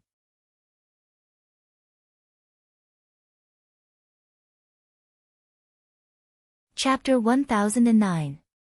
Just as the fire snake's tongue was about to reach into the water serpent's abdomen and suck out the red light, the strange serpent suddenly swung its tail and extinguished the fire snake's tongue with a pop. Chu Hailan giggled and said, "Lu Daoyou's water attribute skills have reached the pinnacle. What's the use of this fire Azura's fire seed? Why don't you give it to me?" Although Chu Hailan was joking, her hands were not idle at all. She flicked her hands one after another, and each time a flame burst out, it formed a wriggling fire snake in the air and surrounded the strange serpent. Chu Hailan knew that this was the best time to gain an advantage from Lu Ping. If Lu Ping recovered even a little bit, she would no longer have the slightest hope. Although Lu Ping had used his abundant spiritual ether to exhaust a fire Azura to death, it also consumed a lot of his spiritual ether, but this did not mean that Lu Ping had no power to fight back. Seeing that dozens of fire snakes had surrounded it, the strange serpent opened its mouth and spat out a huge wave, extinguishing most of the dozens of fire snakes in front of it. Chu Hailan's expression changed, but she immediately noticed that the strange serpent, which was originally 30 feet long, had shrunk to another 15 feet after spitting out this mouthful of water. Her face was full of smiles again, and she said, "Why are you so stubborn? Why don't you give this fire seed to me, and I'll write off the favor you asked me to help earlier?" As she spoke, the remaining dozens of fire snakes had their heads and tails severed, but their severed bodies grew back into new fire snakes, once again surrounding the shortened strange serpent. Lu Ping smiled and said, "You really know how to pick a time. Are you sure that I don't have the power to fight back?" Chu Hailan's beautiful eyes flickered with suspicion, but when she looked at the flame that was still stubbornly flickering in the strange dragon's belly, she immediately regained her confidence and said, "You and I both know that this fire seed must be extraordinary. Even if we meet other fire Asuras in the future, we may not be able to obtain such a strange treasure. If we don't fight for it, we will regret it in the future. In the battle between Lu Ping and the fire Asura, the endless tricks that he used not only shocked the fire Asura, but also terrified Chu Hailan. However, she was unwilling to give up this fire seed that could simulate various forms of spiritual fire. Fine, if you didn't intercept the fire Asura in the end, I would only be able to heavily injure it at most, and it would be extremely difficult to kill it. In this way, you do indeed have the qualifications to fight for it, but you're taking advantage of its misfortune. Chu Hailan smiled proudly and said, "If not, how would I dare to compete with you?" Lu Ping smiled and said, "That's right, if that's the case, just fight for it." Chu Hailan smiled and said, "You're an arrow at the end of its flight, and yet you still want to show off." After saying that, dozens of fire snakes pounced and fought with the strange dragon. Although the strange flood dragon's body was huge, it was formed from ordinary seawater that was infused with Lu Ping's true essence. Thus, it was innately inferior to the strange flood dragon. On the other hand, although Chu Hailan's fire snakes were petite, they were agile. Moreover, the flames that formed them were also extraordinary. The two were entangled in battle. Although the monstrous flood dragon relied on its powerful legs to extinguish more than 10 fire snakes, it was also greatly exhausted. In a short period of time, it was only 7 or 8 feet long, and the red light in its abdomen was becoming more and more obvious. From the beginning to the end, the two of them didn't attack each other. They only fought for the fire seed that was swallowed by Lu Ping's water jiao. This could be considered a fair method of competition in the cultivation world to avoid unequal distribution of spoils that could lead to vendettas. Seeing that she was about to succeed, Chu Hailan became more and more complacent. She kept smiling at Lu Ping, but her hands did not slow down at all. As she performed a series of incantations, sufficient spiritual vitality was constantly injected into the bodies of the fire snakes through the air under the guidance of her divine thoughts, making the attacks of the fire snakes more and more fierce. On the other hand, Lu Ping controlled the water snake with divine thoughts from beginning to end, and did not inject any spiritual vitality into it at all. Seeing that the water snake was becoming smaller and smaller under the siege of the fire snakes, Chu Hailan became more and more complacent, but Lu Ping appeared to be extremely indifferent from beginning to end, as if he did not care at all. However, the more it was like this, the less confident Chu Hailan felt. Although she had the upper hand and had been very proud of herself to provoke Lu Ping, in fact, she wanted to force out Lu Ping's hidden methods, so that she could be prepared. However, Lu Ping did not comply with her wishes. From beginning to end, it was a severely injured water snake that fought with her, not even injecting spiritual vitality into it. Could it be that he was really an arrow at the end of its flight? Even Chu Hailan herself did not want to believe this conclusion. Pa! With a splash, the water snake that had already shrunk to 3 feet could no longer resist the siege of the fire snakes. One of the fire snakes took the opportunity to swing its tail and smash the head of the water snake into a splash. The remaining 10 or so fire snakes burrowed into the body of the water snake that had lost its head. At the same time, the fire snake that had just disappeared reappeared and tried to suck in the body of the fire snake. Seeing that the fire seed was about to fall into Chu Hailan's hand, the headless water snake suddenly exploded, and the mist scattered in all directions, stirring up a wave. Although the force of the wave was not very strong, it just happened to block all of Chu Hailan's attacks. At this moment, there was a sudden whistling sound that cut through the air. Chu Hailan's expression changed, and just as she was about to move, she saw a small person appear in front of the fire seed. The small person grabbed the fire seed in his hand, and then stretched out his hand to pull out the willow sword on his back and slashed, severing the 10 or so fire snakes and the flaming fire snake's tongue in the air. This is cheating. Seeing that the fire seed in her hand was snatched away by Lu Xiaoping, Chu Hailan's face suddenly became angry. You have the help of an avatar, how is this fair competition? Lu Ping looked at the maddened Chu Hailan with a smile, and spread out his palm, and the Linglong wine cauldron drilled out of the space door and fell right into his palm. A little girl leaned on the side of the wine cauldron and made a face at Chu Hailan, and then immediately disappeared along with the wine cauldron in Lu Ping's palm. At the same time, the two flying swords also appeared from the space door, and after circling around Lu Ping twice, they also sank into Lu Ping's body. Chu Hailan's mood suddenly stagnated, and when she finally suppressed her anger with great difficulty, she said with great dissatisfaction, "What, do you still want to threaten me?" Lu Ping said slowly, "Don't forget that when you attacked just now, my true essence was greatly depleted. You can be said to be taking advantage of my misfortune.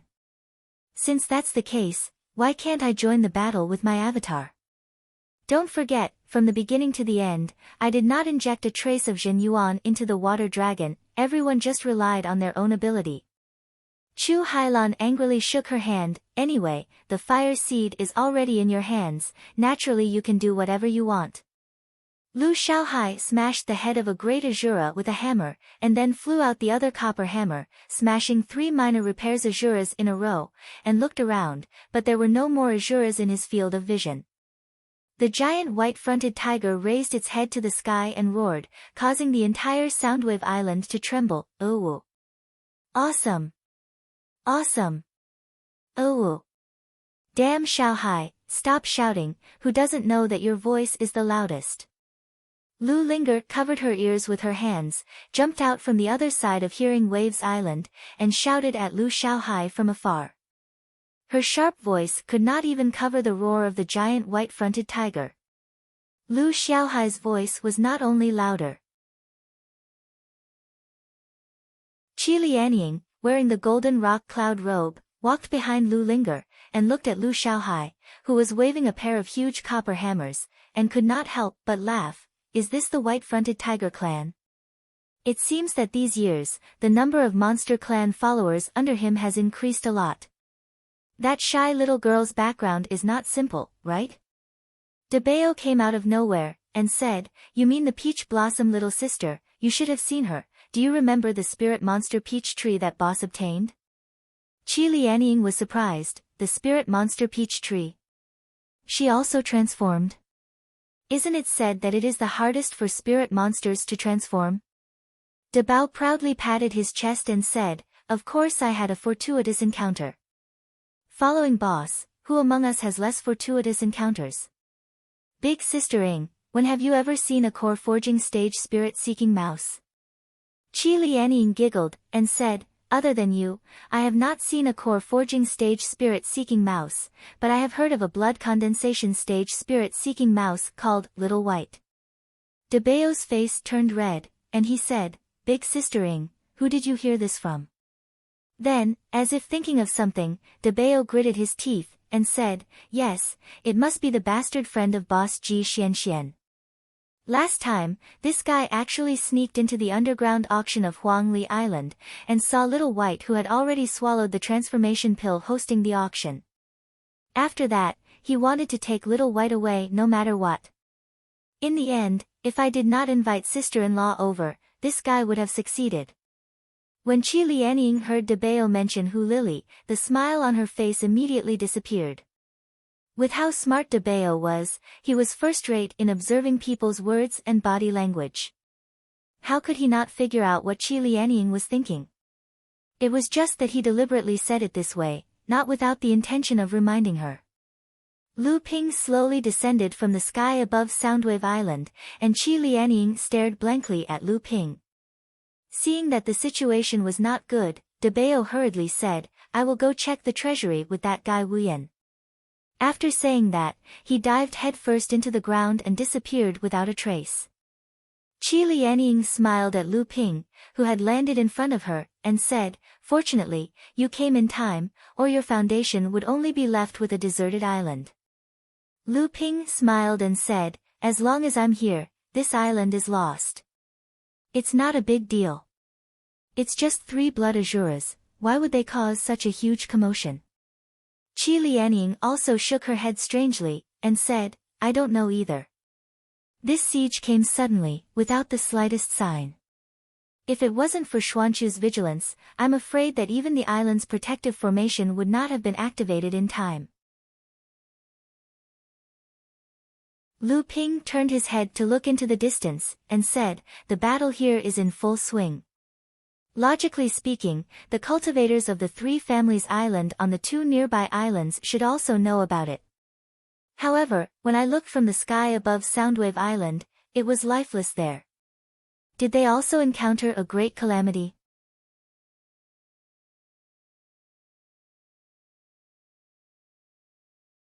Chapter 10:10. A ray of light flashed, and Yin Xianchu descended from it. How is it? Lu Ping asked. Yin Xuanchu's expression was ugly. He shook his head and said, they're all dead. All the cultivators on the island have turned into dried corpses. The spirit veins have disappeared, and their storage artifacts have been shattered. Not a single item containing spiritual qi is left. Many cultivators had lifeless eyes when they died. Clearly, they were devoured by a demonic cultivator. Sure enough, it's not just Soundwave Island that's being besieged. Fortunately, Soundwave Island withstood the siege, while the other two islands have fallen. Qi Lianying said doubtfully, that's not right. If the other two islands were also besieged, Mara's attack on Soundwave Island would have been blocked.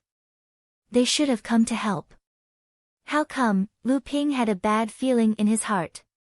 He suddenly raised his head and said, the middle-sized spirit stone vein on the nameless island is most likely dead. Qi Lianying said, I'll send someone to investigate. Lu Ping stretched out a hand to stop them and said, both of you are injured. Besides, if the spirit stone mine on the nameless island is really occupied by Mo Luo, the rest of us will only be courting death if we go there. Let's heal our injuries first. Lu Ping whistled toward the forest in the distance. A green wand soared into the sky and flew out of Soundwave Island toward the nameless island in the west. Not far away, Wu Yan, Hang Ying, Yi Buqi, Madame Du, and her daughter, Du Jiawei, all came to greet Lu Ping.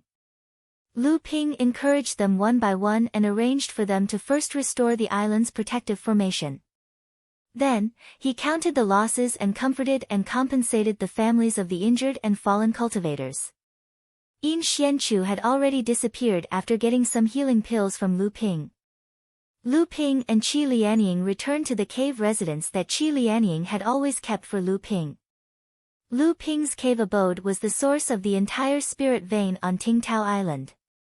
Now, the density of the spirit qi here was close to that of a mid-sized spirit vein, which was obviously the result of Qi Lianying's painstaking efforts. Lu Ping looked at Qi Lianying's delicate face. He didn't know what it looked like under the seal. He sighed and said, you are still injured. Rest for a while. You will be in charge of everything on this island. I won't be staying here for long. Qi Lianying's face darkened. These injuries are nothing. With the protection of your Dharma treasure, I didn't get injured again.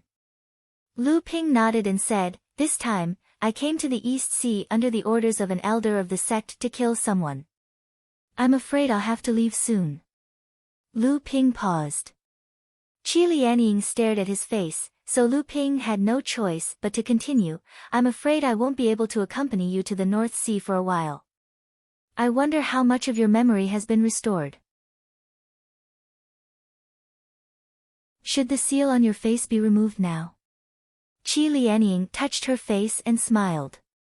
Ever since I woke up, the first person I saw was Aunt May. This face has been with me for more than 100 years. If it suddenly changes, I'm afraid even I won't be able to tell which one is me. The two looked at each other in silence. Qi Lianying suddenly smiled and said, you, Yin Xianchu, and Ji Xianxian probably have some guesses about my identity, right? Lu Ping was a little surprised. He then sighed and said, don't worry. Just return to the North Sea when the time comes. This may involve the grudges between the elders of the sect, but Jinling has me to protect you. Even Martial Granduncle Tianxiang won't let you suffer any grievances. A smile flickered in Qi Lianying's eyes. She said, "That's not necessarily true. If mysterious fox sage comes to trouble you, what will you do?" Lu Ping was dumbfounded. The news that Lu Qiner sent back was very fast. The nameless island has been occupied by Mara. There's a bloody Mara's aura on it, so I don't dare to go near it. However, the Mara there is moving on a large scale. Groups of Mara are flying towards the North Sea. After receiving the news, Lu Ping called for Yin Xianchu and Qi Lianying. At the same time, he also called for Wu Yan, Hong Ying, and Yi Buqi. He originally wanted to call Yu Jiangrui, but he found out that Yu Jiangrui had died in order to save his disciple. His disciple was none other than the Sima who wanted to learn alchemy under Lu Ping. Lu Ping told everyone the news that Lu Qiner had received. He said, "Qiner's news has confirmed my guess. Mara is moving north on a large scale. The Nameless Island, Soundwave Island, and 2 of the 3 islands that are occupied by the 2 forces happen to be on the route of Mara's advance. That's why they were destroyed." Yin Xianchu also realized something at this moment. He said, "Could it be that Mara is moving north on a large scale because of the giant spirit stone veins and large spirit stone veins in the depths of the fallen secret realm near the Phantom City?" Lu Ping nodded and said, "Other than the temptation of these veins, I really can't think of anything else that could attract Mara to move north on a large scale." Just as Lu Ping said this, he suddenly sensed something in his divine will. At this moment, Qi Lianying and Yin Xianchu also sensed something. Almost at the same time, they waved their hands, and 2 telepathic swords flew into the cave. After the 2 of them checked the contents, Yin Xianchu gestured for Qi Lianying to speak first. Qi Lianying nodded and said in a low voice, "I just received news that Mara is moving north on a large scale. Almost half of the islands under the Northern Alliance's control have been wiped out, and there are many casualties. It is said that at least 7 or 8 Dharma adepts of the Northern Alliance and its affiliated forces have fallen, including 2 mid-Dharma adepts." Everyone's hearts sank. Lu Ping frowned and said, "How can the Northern Alliance be so weak? Half of the islands have been taken down. How is this the performance of a large sect?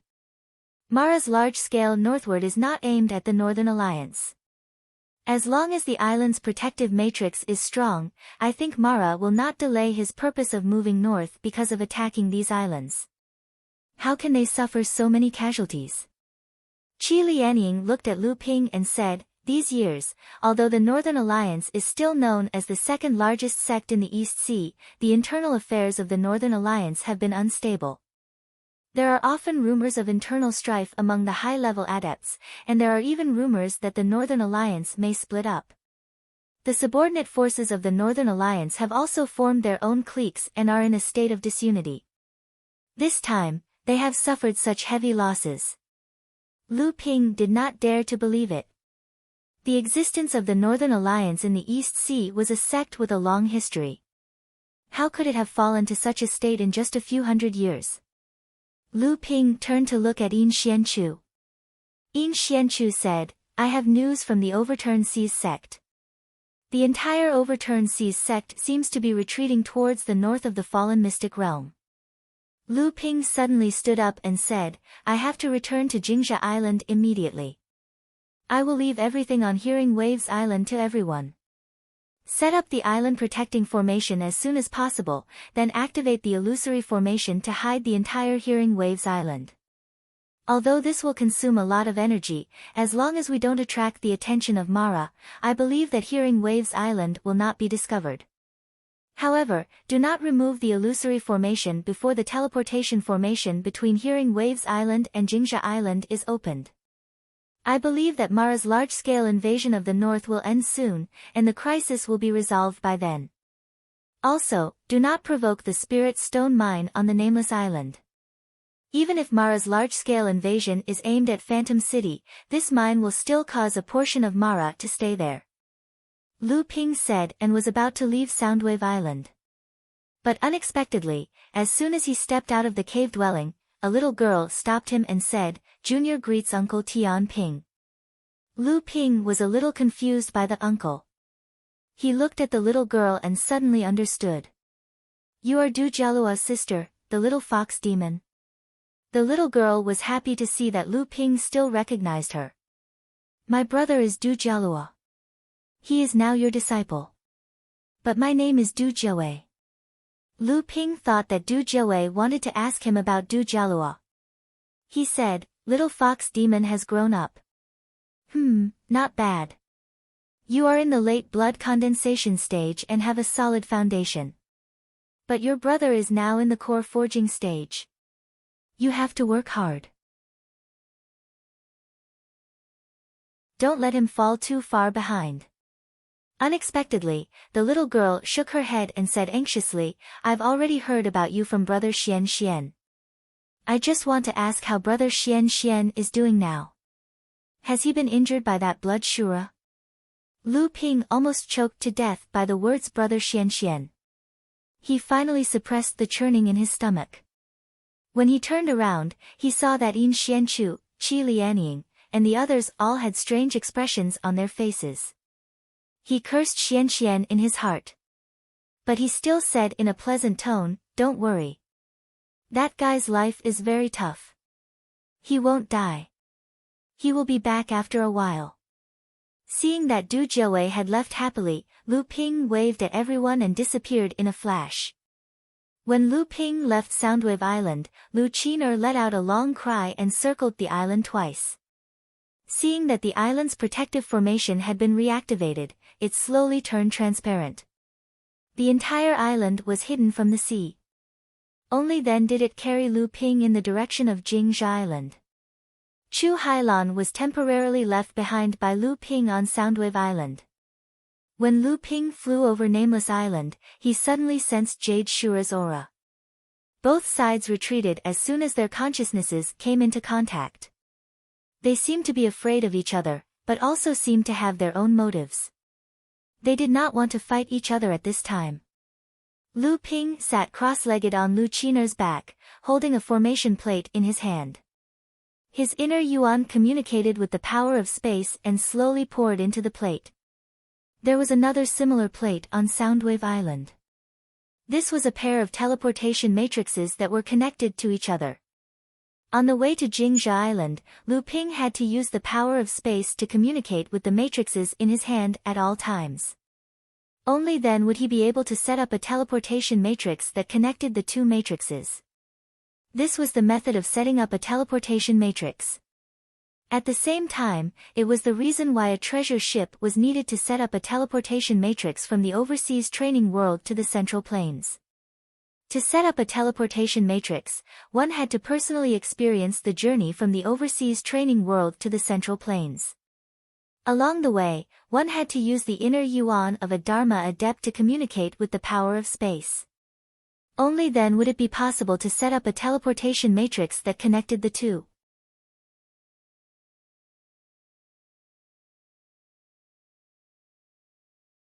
Chapter 10-11. The setting up of the teleportation formation required a Dharma adept to carry a teleportation formation plate with him and communicate with the power of space along the way. Although this was not a problem for Lu Ping, the only problem was that the process could not be interrupted. Even so, Lu Ping was bored out of his mind, so he took out two of his biggest gains from his trip to Hearing Waves Island. The first was naturally the invisible flying sword that Lu Xiaoping had obtained after killing the water Shura. This flying sword was completely colorless and transparent.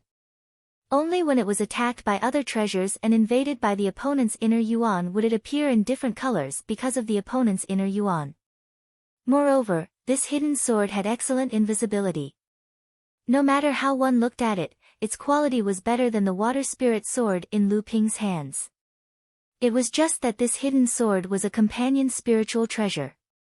Although it had been saved after Lu Ping had killed the blood Shura, in Lu Ping's hands, it could only be used as an ordinary treasure. As for its invisibility effect, it could not be used at all. Lu Ping knew that this was because this companion spiritual treasure had not been modified. This caused the hidden sword to treat all inner yuan other than the fallen blood Shura as an invasion from the outside. Therefore, After Lu Ping's inner yuan was injected into the sword, not only did the hidden sword lose its invisibility effect, it became a flying sword of blue and purple with a hint of gold. Lu Ping reached out and summoned the blue water spirit sword. He did not know if the two could be combined. If it was successful, perhaps the hidden sword's quality could be improved by another level. If the Blood Shura's companion's spiritual treasure had only been modified, no matter how good its quality was, it could at most survive the first thunder trial and become a first-class spiritual treasure. To survive the second thunder trial, the spiritual treasure's quality had to be improved again. If this invisible hidden sword could be combined with the water spirit sword, although its quality would definitely be greatly improved and it would not be a problem to survive the first thunder trial, it would be difficult to say for the second thunder trial. The second treasure was naturally the fire Azura's fire seed that even Chu Hailan didn't hesitate to fight over with Lu Ping. Lu Ping had thought he was lucky enough to get 2 primordial spirit treasures at once, but the fire Shura had died and only the origin tinder was left behind. The companion spiritual treasure that Lu Ping was looking forward to didn't actually have the ability to simulate various spirit fires. It could only greatly increase the power of various fire god arts that fire Azura cast. The fire Shura's attack was strong enough, but the accompanying spiritual treasure in its hand was strictly an auxiliary spiritual treasure, not an offensive one. The treasure that could simulate various forms of spirit fires was the origin tinder left behind by the fire Shura after its death. This origin tinder was actually like the Dharma form in a cultivator's core space, but compared to the primordial spirit treasure in Mara's hand, the origin in their bodies was more difficult to obtain.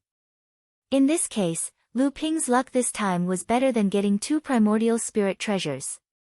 The origin tinder was suspended in Lu Ping's palm, but Lu Ping did not dare to use his real essence to enter it, because Lu Ping's water attribute real essence would not only be repelled by the origin tinder, but would also be immediately damaged by the erosion of Lu Ping's real essence. Lu Ping had already tried it once, and the origin tinder, which was already dying, suddenly became even dimmer after coming into contact with Lu Ping's real essence. Lu Ping thought about it and put the origin tinder on top of a spirit stone. Then, Lu Ping saw that the spirit stone began to melt like a candle, and the spirit qi contained in it was absorbed by the origin tinder, without the slightest leakage. The origin tinder absorbed the spirit stone in a flash, but because of the invasion of Lu Ping's real essence, the dim origin tinder still could not recover to its previous state. Seeing this, Lu Ping put 7 or 8 spirit stones under the origin tinder. After the origin tinder swallowed them one by one, the dim origin tinder seemed to recover a little. Lu Ping shouted. This was really a bottomless pit of spirit stones. If this thing really had many magical effects like before, who knew how many spirit stones it would take to support these magical effects one by one? Lu Ping pondered for a moment and made up his mind. He took out a top-grade spirit stone and placed it under the fire seed. The flame on the origin tinder, which had always been calm, immediately jumped. Lu Ping cursed inwardly, and his divine sense quickly invaded the flame. Suddenly, a flame appeared in the origin tinder, and under the control of his divine sense, the flame constantly changed. These were the 5 kinds of flames that Lu Ping had seen in the hands of the fire Azura. When Lu Qin carried Lu Ping to Jingzha Island, the time it took them was about the same as Ji Xian's wooden bird puppet. This surprised Lu Ping a little. Ji Xian was indeed a grandmaster puppeteer. But then again, when Lu Ping thought about it, Ji Xian had secretly kept a lot of good stuff for himself when he created his avatar. It wouldn't be right if the wooden bird puppet was slower. When Lu Ping met Tiankong Laozu had already known about Mara's large-scale northward march. Lu Ping was not too surprised about this. After all, Jinling had been operating on Jingzha Island for a long time. It would be unreasonable to say that there were no hidden forces in the East China Sea. Lu Ping handed the array disc in his hand to Daoist Xianpeng. The two third-generation disciples, Wei Xuanheng and Su Xianpeng, were old acquaintances of Lu Ping when he first entered Fei Ling Island. However, as disciples of Taoist Xian Su, they had been stationed on Jingzhi Island and rarely returned to the North Sea. Therefore, they were not prominent among the third-generation disciples of North Sea Zhenling. However, Lu Ping knew that the cultivation achievements of these two people were considered outstanding among the third-generation disciples of Zhenling. Wei Xuanheng's cultivation had broken through the late core forging realm. He had sparred with Du Feng before. Although he was no match for Du Feng's murderous swordsmanship that he had honed over the years, his solid cultivation was still recognized by Du Feng. As for Taoist Xian Peng's cultivation, although it had fallen a little and he was only one step away from breaking through to the late core forging realm, Taoist Xian Peng was an array master. His attainments in arrays and prohibitions were not inferior to Black Fox's. It was only because Jingzhi Island was isolated in the East China Sea that the island's protective array formation needed him to guard it. That was why he had been staying on Jingzhi Island all this time. Otherwise, with Taoist Xian Peng's attainments in arrays, he would have been sent back to repair the treasure ship long ago. When Tiankang Laozu saw that Lu Ping had returned, he knew that the siege on Jingzhi Island had been resolved, so he said, "You're back at the right time." From the current situation, this group of Mara is most likely heading for the Spirit Stone Mine in Phantom City. Phantom City has already sent out an edict, requesting all sects that have a share of the Spirit Stone Mine in Phantom City to send Dharma adepts there to help guard it. This is to prevent Mara from taking over the Spirit Stone Mine there. Lu Ping knew the importance of the Spirit Stone Mine there. After all, it was the only large Spirit Stone Mine in the hands of the humans overseas. In addition, there were 4 other branches that were also large mines. Such an important place was related to the supply of spirit stones to the entire overseas training world. Naturally, they could not afford to lose it, so he said, "Do you want me to go on behalf of our sect?" Tiankang Laozu shook his head and said, "According to our sect's share of the mine, we need at least 1 mid-Dharma adept to go this time. So this time, the old man will go personally, but you will have to follow him as well." Lu Ping did not ask for the reason and nodded directly. However, Tiankang Laozu explained, "You will go with the old man. The main reason is that after the various sects have received their share of spirit stones, you will escort them back to the sect." Tiankang Laozu paused, then smiled and said, "This time, Mara is heading north on a large scale, and all the sects are gathered in Phantom City. Although there is a good chance of protecting the 5 large and large spirit stone mines, we still have to be careful. In the past, every 5 years, the various sects would go to Phantom City to collect their share of spirit stones. One of the tasks of the old man guarding Jingzhi Island is to collect the spirit stones there on time. This time, not only will they be distributed early, but they will also be mined in excess during the battle with Mara." At this moment, Lu Ping seemed to have thought of something and asked, "Senior uncle, do you think that Zhang Shi will also go to Phantom City this time? After all, the Blue Sea sect has a share of the mine there." Tiankang Laozu already knew the purpose of Lu Ping's trip to the East Sea this time. Hearing this, he thought for a moment and said, "It's hard to say. The Blue Sea sect's base in the perished land is a small island that is usually guarded by that little brat Dong Yun. At the last auction in Phantom City, our sect won a great victory and entered the top 5 of the medium-sized sects in one fell swoop, greatly increasing our share. The Blue Sea sect and Xian Ling sect both returned in defeat. Because Xian Ling sect has the support of the Crystal Palace, although their ranking dropped 1 place because of our sect, their losses are not that great. The Blue Sea sect, on the other hand, dropped 2 or 3 places. However, because of this, these 2 sects only need to send out 1 early Dharma adept." Lu Ping thought for a moment and said, "Since they want to retrieve the Spirit Stone Mine, it's hard to say if Dong Yun Laozu is thinking the same thing as you. If Zhang Shi is on the island now, I'm afraid Dong Yun Laozu will also ask Zhang Shi to escort the Spirit Stone Mine back first." Tiankang Laozu thought for a moment and nodded. "That's true.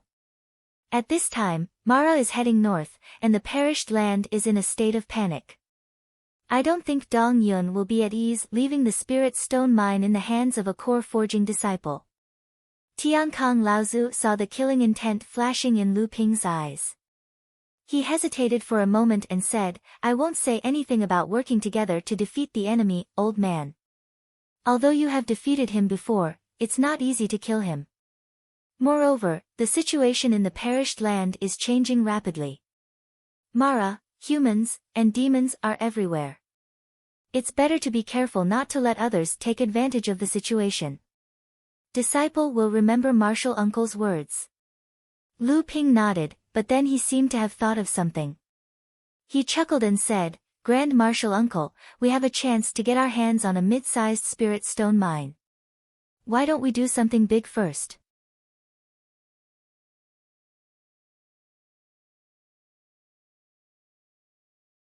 Chapter 10-12.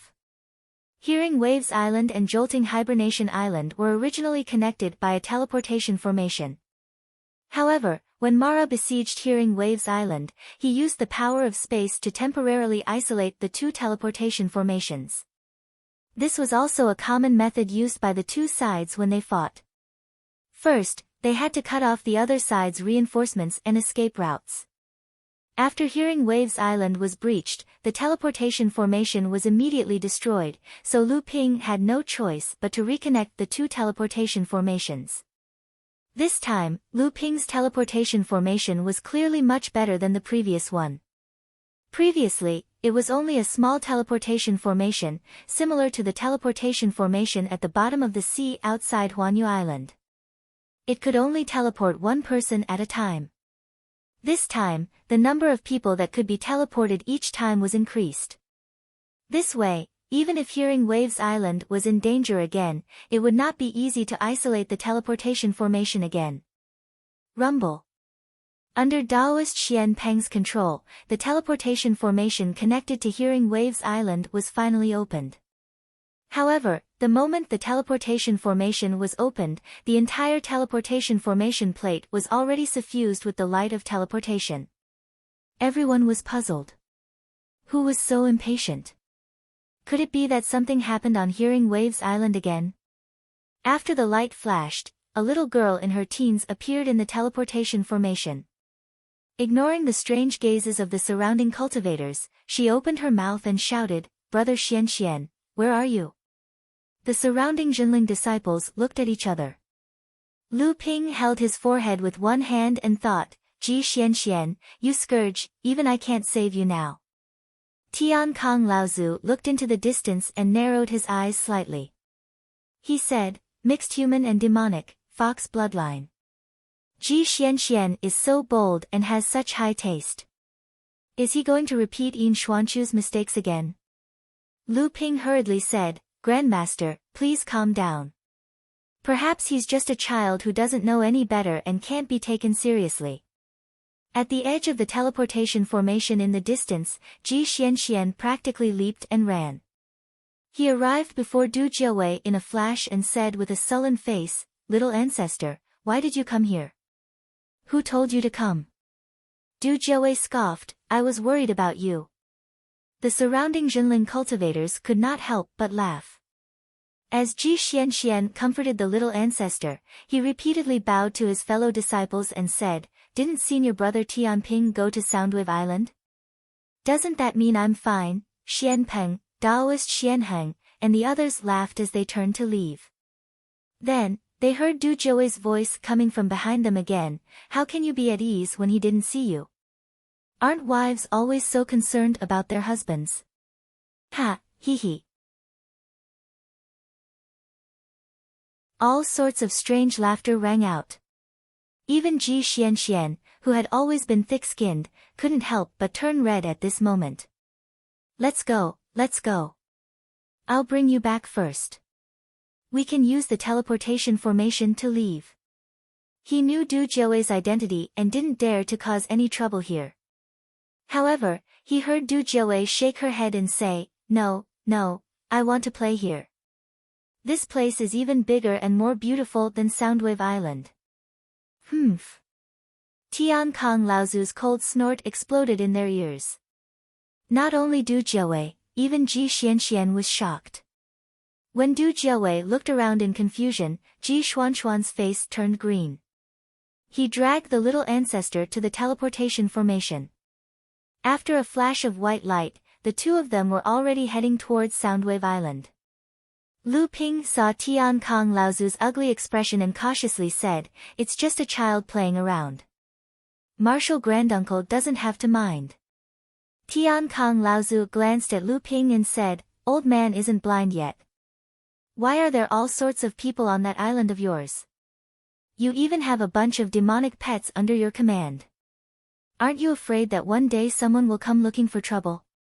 Lu Ping saw that the flames of war had implicated him and hurriedly smiled awkwardly without saying a word. Tian Kong Laozu didn't pursue the matter further. Instead, he asked, "You just said there's a medium-sized spirit stone vein?" The East Sea Mara's large-scale march north had not only exceeded the expectations of the large and small sects of the East Sea, but even a colossus like the Northern Alliance had suffered heavy losses. At this time, almost all the sects of the East Sea had begun to gather their forces in Phantom City, preparing to resist the upcoming Mara army.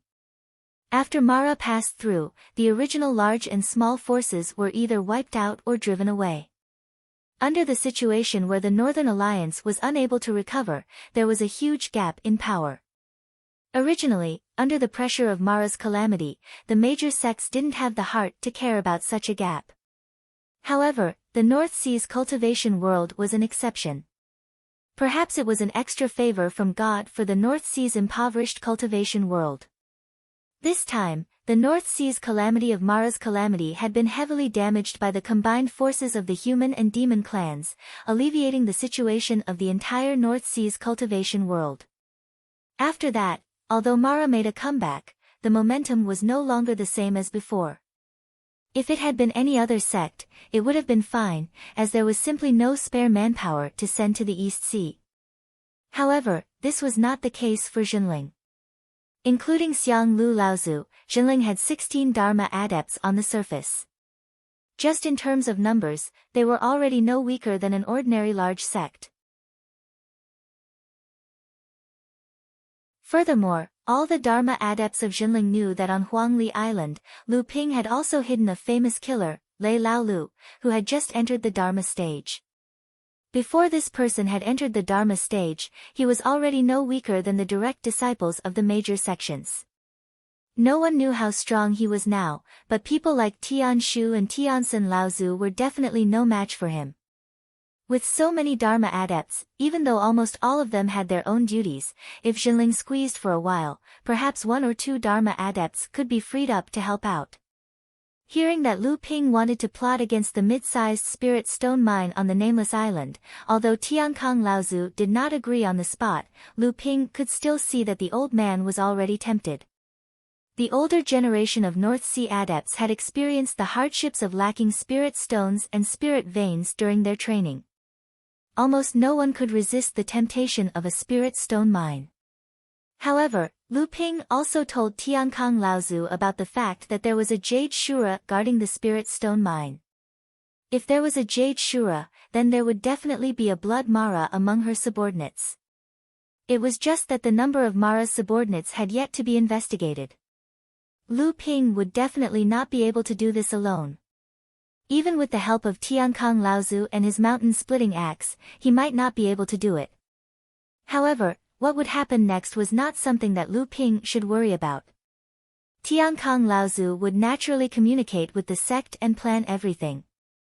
However, it would not take too long. After all, although Phantom City had set up layers of traps in the fallen mystery land to weaken the power of Mara's army, and Jingshi Island was not on the route of Mara's army, it would not take too long. If Mara's army really did arrive at Phantom City, then Tian Kong Laozu would also have to rush over to defend it. After all, Jinling had a lot of benefits there. In a secret room on Jingshi Island, Tian Kong Laozu was already busy planning the spirit stone mine. Therefore, most of the spirit veins on the island had been drawn into Lu Ping's secret room. The battle with the Fire Shura was the most exhausting battle that Lu Ping had ever had. The inner yuan in his body had not yet fully recovered. Taking advantage of this time, Lu Ping could seize the time to train. Lu Ping took out the Linglong wine cauldron. The essence of the fallen water Shura came out and was quickly subdued by Lu Ping's inner yuan. He began to refine it. Ever since Lu Ping had advanced to the Dharma stage on Fei Ling Island, he had not put his heart and soul into training. Even so, in these few years, the dragon Dharma power in Lu Ping's core space had grown by 2 or 3 feet, reaching a length of 7 or 8 feet. If other Dharma adepts knew about this, they would definitely say that it was impossible. In fact, even Lu Ping himself felt that it was a little unbelievable. However, when he saw the pure yang pearl that the dragon Dharma power had been refining every day, and the pure yang essence that was hidden in the Dharma power's auspicious cloud, which had shrunk to half its original size, Lu Ping seemed to have found the reason. With the refinement of this essence, the inner yuan in Lu Ping's body did not completely recover. Even the dragon Dharma power in his core space seemed to have grown by 2 inches. However, more of the essence was absorbed by the natal gentian formation that surrounded the dragon Dharma power. Only a very small part of this essence was beneficial to Lu Ping's training. The rest was extremely helpful in improving the quality of treasures of the same element. On top of the 9th-ranked white jade lotus in his core space, there was a huge horn floating. This mysterious horn was something that Lu Ping had found in the deepest part of the West Wilderness Lake of the Sage Fallen. Lu Ping instinctively felt that this horn was very important. Although he had wanted Chen Lian to refine it into a treasure that he could use, after Lu Ping had advanced to the Dharma power stage, the dragon Dharma power had directly taken possession of this item. Every time the dragon Dharma power got tired of playing with the pure yang pearl in his core space, it would land on the white jade lotus to rest. At this time, the dragon Dharma power would often raise its head and spit out a mouthful of essence toward the horn that was floating above the white jade lotus. This essence seemed to be refining the horn, but it also seemed to be sculpting it. In short, after a few years, the originally thick horn had shrunk by 1/3. However, the surface of the horn had become more and more lustrous. There seemed to be mysterious runes flowing on the surface of the horn. Lu Ping had carefully observed these runes before and found that they were very similar to the runes carved on the pure yang pearl. 3 days later, Lu Ping walked out of the secret room in high spirits. Not far away, he saw Tiankang Laozu, Lu Tianling, and Liang Tianfeng discussing something in low voices. When they noticed that Lu Ping had come out, they all turned to look at him. A flash of surprise flashed across Lu Ping's face. He hurriedly went up to greet Laozu, then looked at Lu Tianling and said, "Teacher, why are you here?" Lu Tianling smiled and said, "Now that the Dharma power adepts of our sect have their own duties, other than Brother Tianfeng who has temporarily rushed back from the Central Plains, it seems that only I, the sect leader, have the time to come."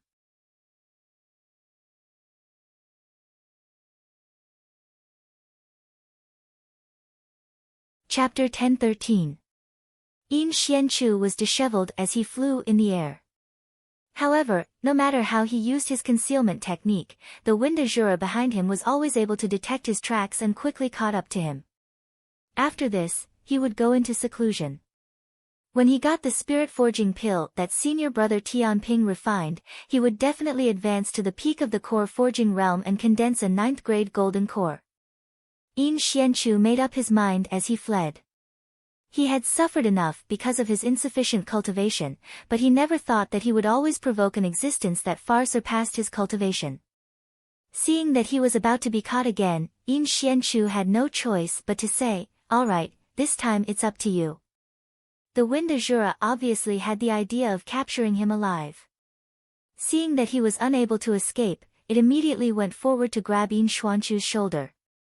Unexpectedly, at this moment, a little person about 1 foot tall suddenly appeared on Yin Xuanchu's shoulder. He grinned at the wind azura and pulled his right hand behind him. A 5-inch wooden sword was immediately unsheathed and slashed at the wind azura's outstretched claw. There was a loud boom. Unexpectedly, the wind Azura let out a strange cry and suddenly withdrew his hand, only to find that one of his hands had already been pierced. When he looked up, Yin Xianchu had already taken the opportunity to escape. Lu Ping was discussing the situation of the East Sea with Tian Kong and Tian Ling when a decree suddenly appeared out of nowhere. Tian Kong Laozu held the decree in his hand and couldn't help but frown. He said, Mara's army came very aggressively. The various forces of Phantom City set up 7 lines of defense on the path that Mara's army must pass through, but in just a few days, 4 of them have been broken through. They suffered heavy losses, and 2 Dharma adepts could not escape at the last moment and have already fallen. Lu Tianling's expression was also very ugly. Is Phantom City urging Uncle Master to go and participate in the defense again? Old Ancestor Heavenly Kong said, that's right, the other party only gave us 3 days' time. Now, the cultivators of all the big sects in South Sea have already arrived one after another. If we are late instead, we will be criticized by others instead.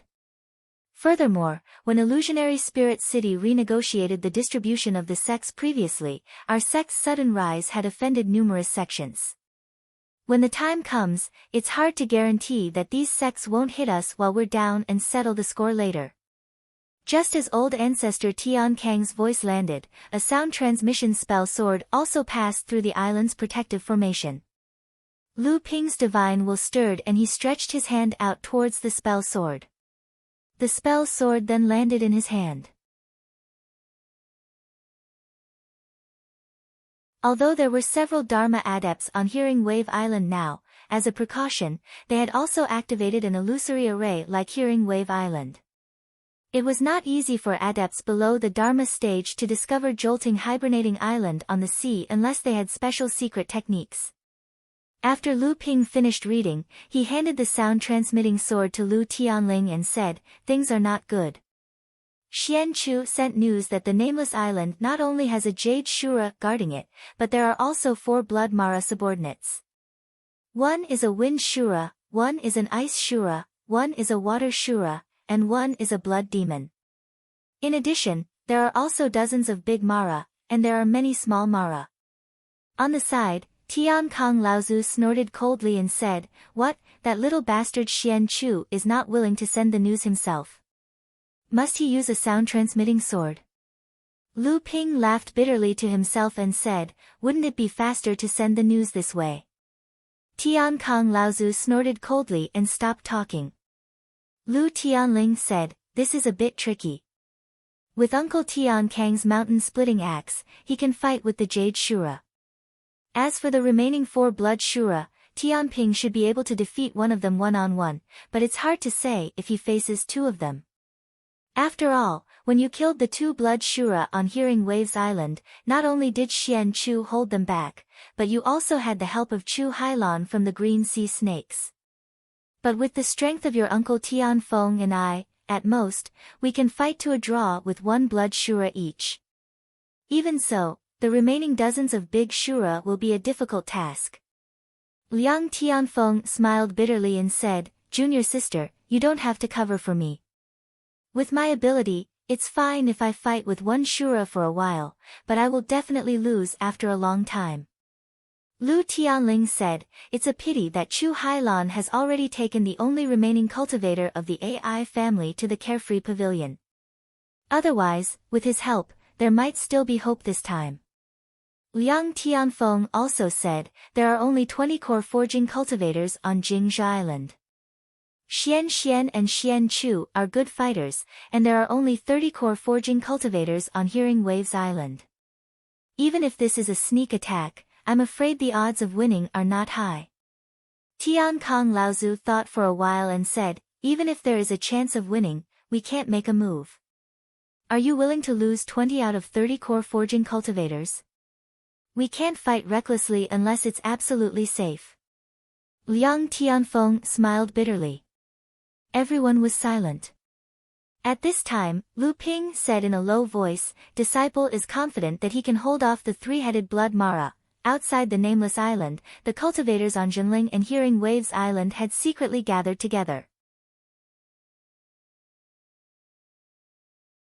The few people in the lead were the second-generation cultivators, Spiritual Master Xian Su, Spiritual Master Xian Tong, Yao Yong, Du Feng, Xian Ling, Ji Xian, Yin Xian Chu, Wei Xuanheng, and other late-stage core forging cultivators. Behind them were the cultivators from Jingzha Island and Hearing Waves Island. But at this time, the cultivators all turned their attention to a giant tortoise floating on the surface of the sea. On top of the giant tortoise, there were a few monster cultivators that they couldn't see clearly. Aside from the giant tortoise, the chubby young man, and the young girl dressed in cyan and red clothes, who Yao Yong and the others recognized as Lu Qin, De Gui, De Bao, and Lu Ping's mount, the others looked to be around 14 or 15 years old. None of them knew who they were. Especially the four with the highest strength. Not to mention Lu Qiner, the other three were at the 8th stage of core forging, but their surging auras made Ji Xianxian secretly think that if he were to encounter any one of them, he would most likely lose. In the sky above the nameless island, Tian Kong Laozu and the others were floating in the air. On the island, Mara seemed to have sensed something and curled up in the spirit vein. Old ancestor Tian Kong opened his mouth and wanted to dissuade Lu Ping again, but after a second thought, he realized that even he himself couldn't see through Lu Ping's strength. Thus, he could only say, "You have to think this through. If 3 blood demons join hands, even I will have to retreat if I see them. Even if I have an avatar to help me, I will still have to act within my means. Your safety is of utmost importance to our sect. Not to mention one mid-sized spirit stone mine, even if it's 2 or 3, we won't exchange it." Lu Ping was touched and said, "Don't worry, martial uncle, I understand." Lu Tianling knew that his disciple always planned before he acted, and would never do something he wasn't sure of. Although he was surprised that his disciple had grown so much, he still said, "In that case, we have a chance of winning this time. I have the Thunder Spirit Whip, so I'll deal with the remaining Blood Shura.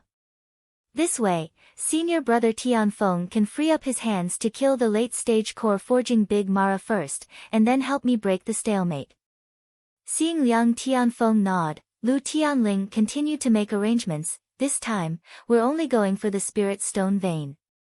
If you can expel the Mara inside, don't kill it, so as to avoid unnecessary casualties."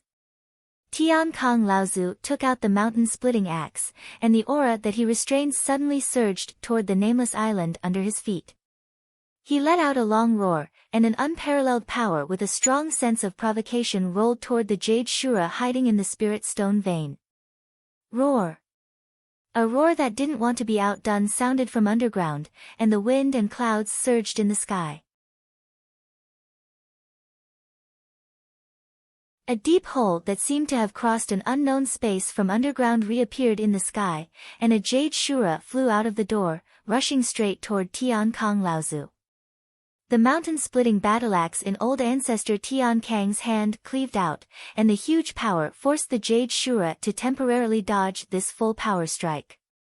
Old ancestor Tian Kong took the chance to circle around, and at the same time, he lured the jade shura far away from Nameless Island. Although the high-level Mara also had intelligence, it was still a lot lower than the humans and demons. After the Jade Shura was provoked by Laozu, the Mara in the Spirit Stone vein on the Nameless Island was also alarmed. For Blood Mara rushed out of the ground at the same time, and the black clouds around the Blood Demon rolled, and a sharp roar spread out in all directions. "Not good, stop it!" Lu Tianling shouted, and at the same time, he swung a whip in the air, and a few bolts of lightning struck toward the black clouds. Without waiting for Lu Tianling's reminder, Lu Ping also had a treasure in his hand, and he flew into the sky. Lu Tianling and Liang Tianfeng knew that Lu Ping had a 7-treasure thunder calabash, but this was the first time they had seen it. The mouth of the thunder calabash flashed, and a thick bolt of lightning fell. It split into 4 in the air, and 4 blood Mara were taken. At the same time, a golden rock flew out of Lu Ping's body, and clouds gathered after the rock flew past, forming a giant sail that covered the Zhenling and Soundwave Island cultivators behind Lu Ping and the others. The blood demon's soul-devouring magic was blocked by the golden rock circling above the clouds. Yin Xianchu, Ji Xianxian, and the others under the clouds only felt a sting in their ears, and then they were unaffected. The lower-level cultivators behind them only felt dizzy, and they only needed to use their divine will to wake up. Although at the level of the blood demon, normal lightning magic didn't have much of an effect on it, it was first attacked by Lu Tianling's lightning whip, and then the 7-treasure thunder calabash used another lightning magic. The 2 lightning magic were used in a hurry, but the people who used it were Dharma adepts. The blood demon didn't dare to take it head-on, and could only let out a strange cry, and a cloud of black fog quickly retreated. At the same time, Lu Ping's divine will rushed toward the blood demon like a flood that had opened the floodgates, and it brought up a gust of wind in the sky. However, the strange thing was that every time the surging divine will splashed like a wave, a layer of invisible but real flame would burn above the divine will. You're tuning in to the Blissful Bookshelf YouTube channel. We're so grateful for your support, and don't forget to subscribe to join us on this incredible journey through captivating stories. Your generosity through donations truly makes a world of difference, as it's the primary source of revenue that allows me to expand and enhance this channel for you. Thank you from the bottom of my heart for being a part of this adventure.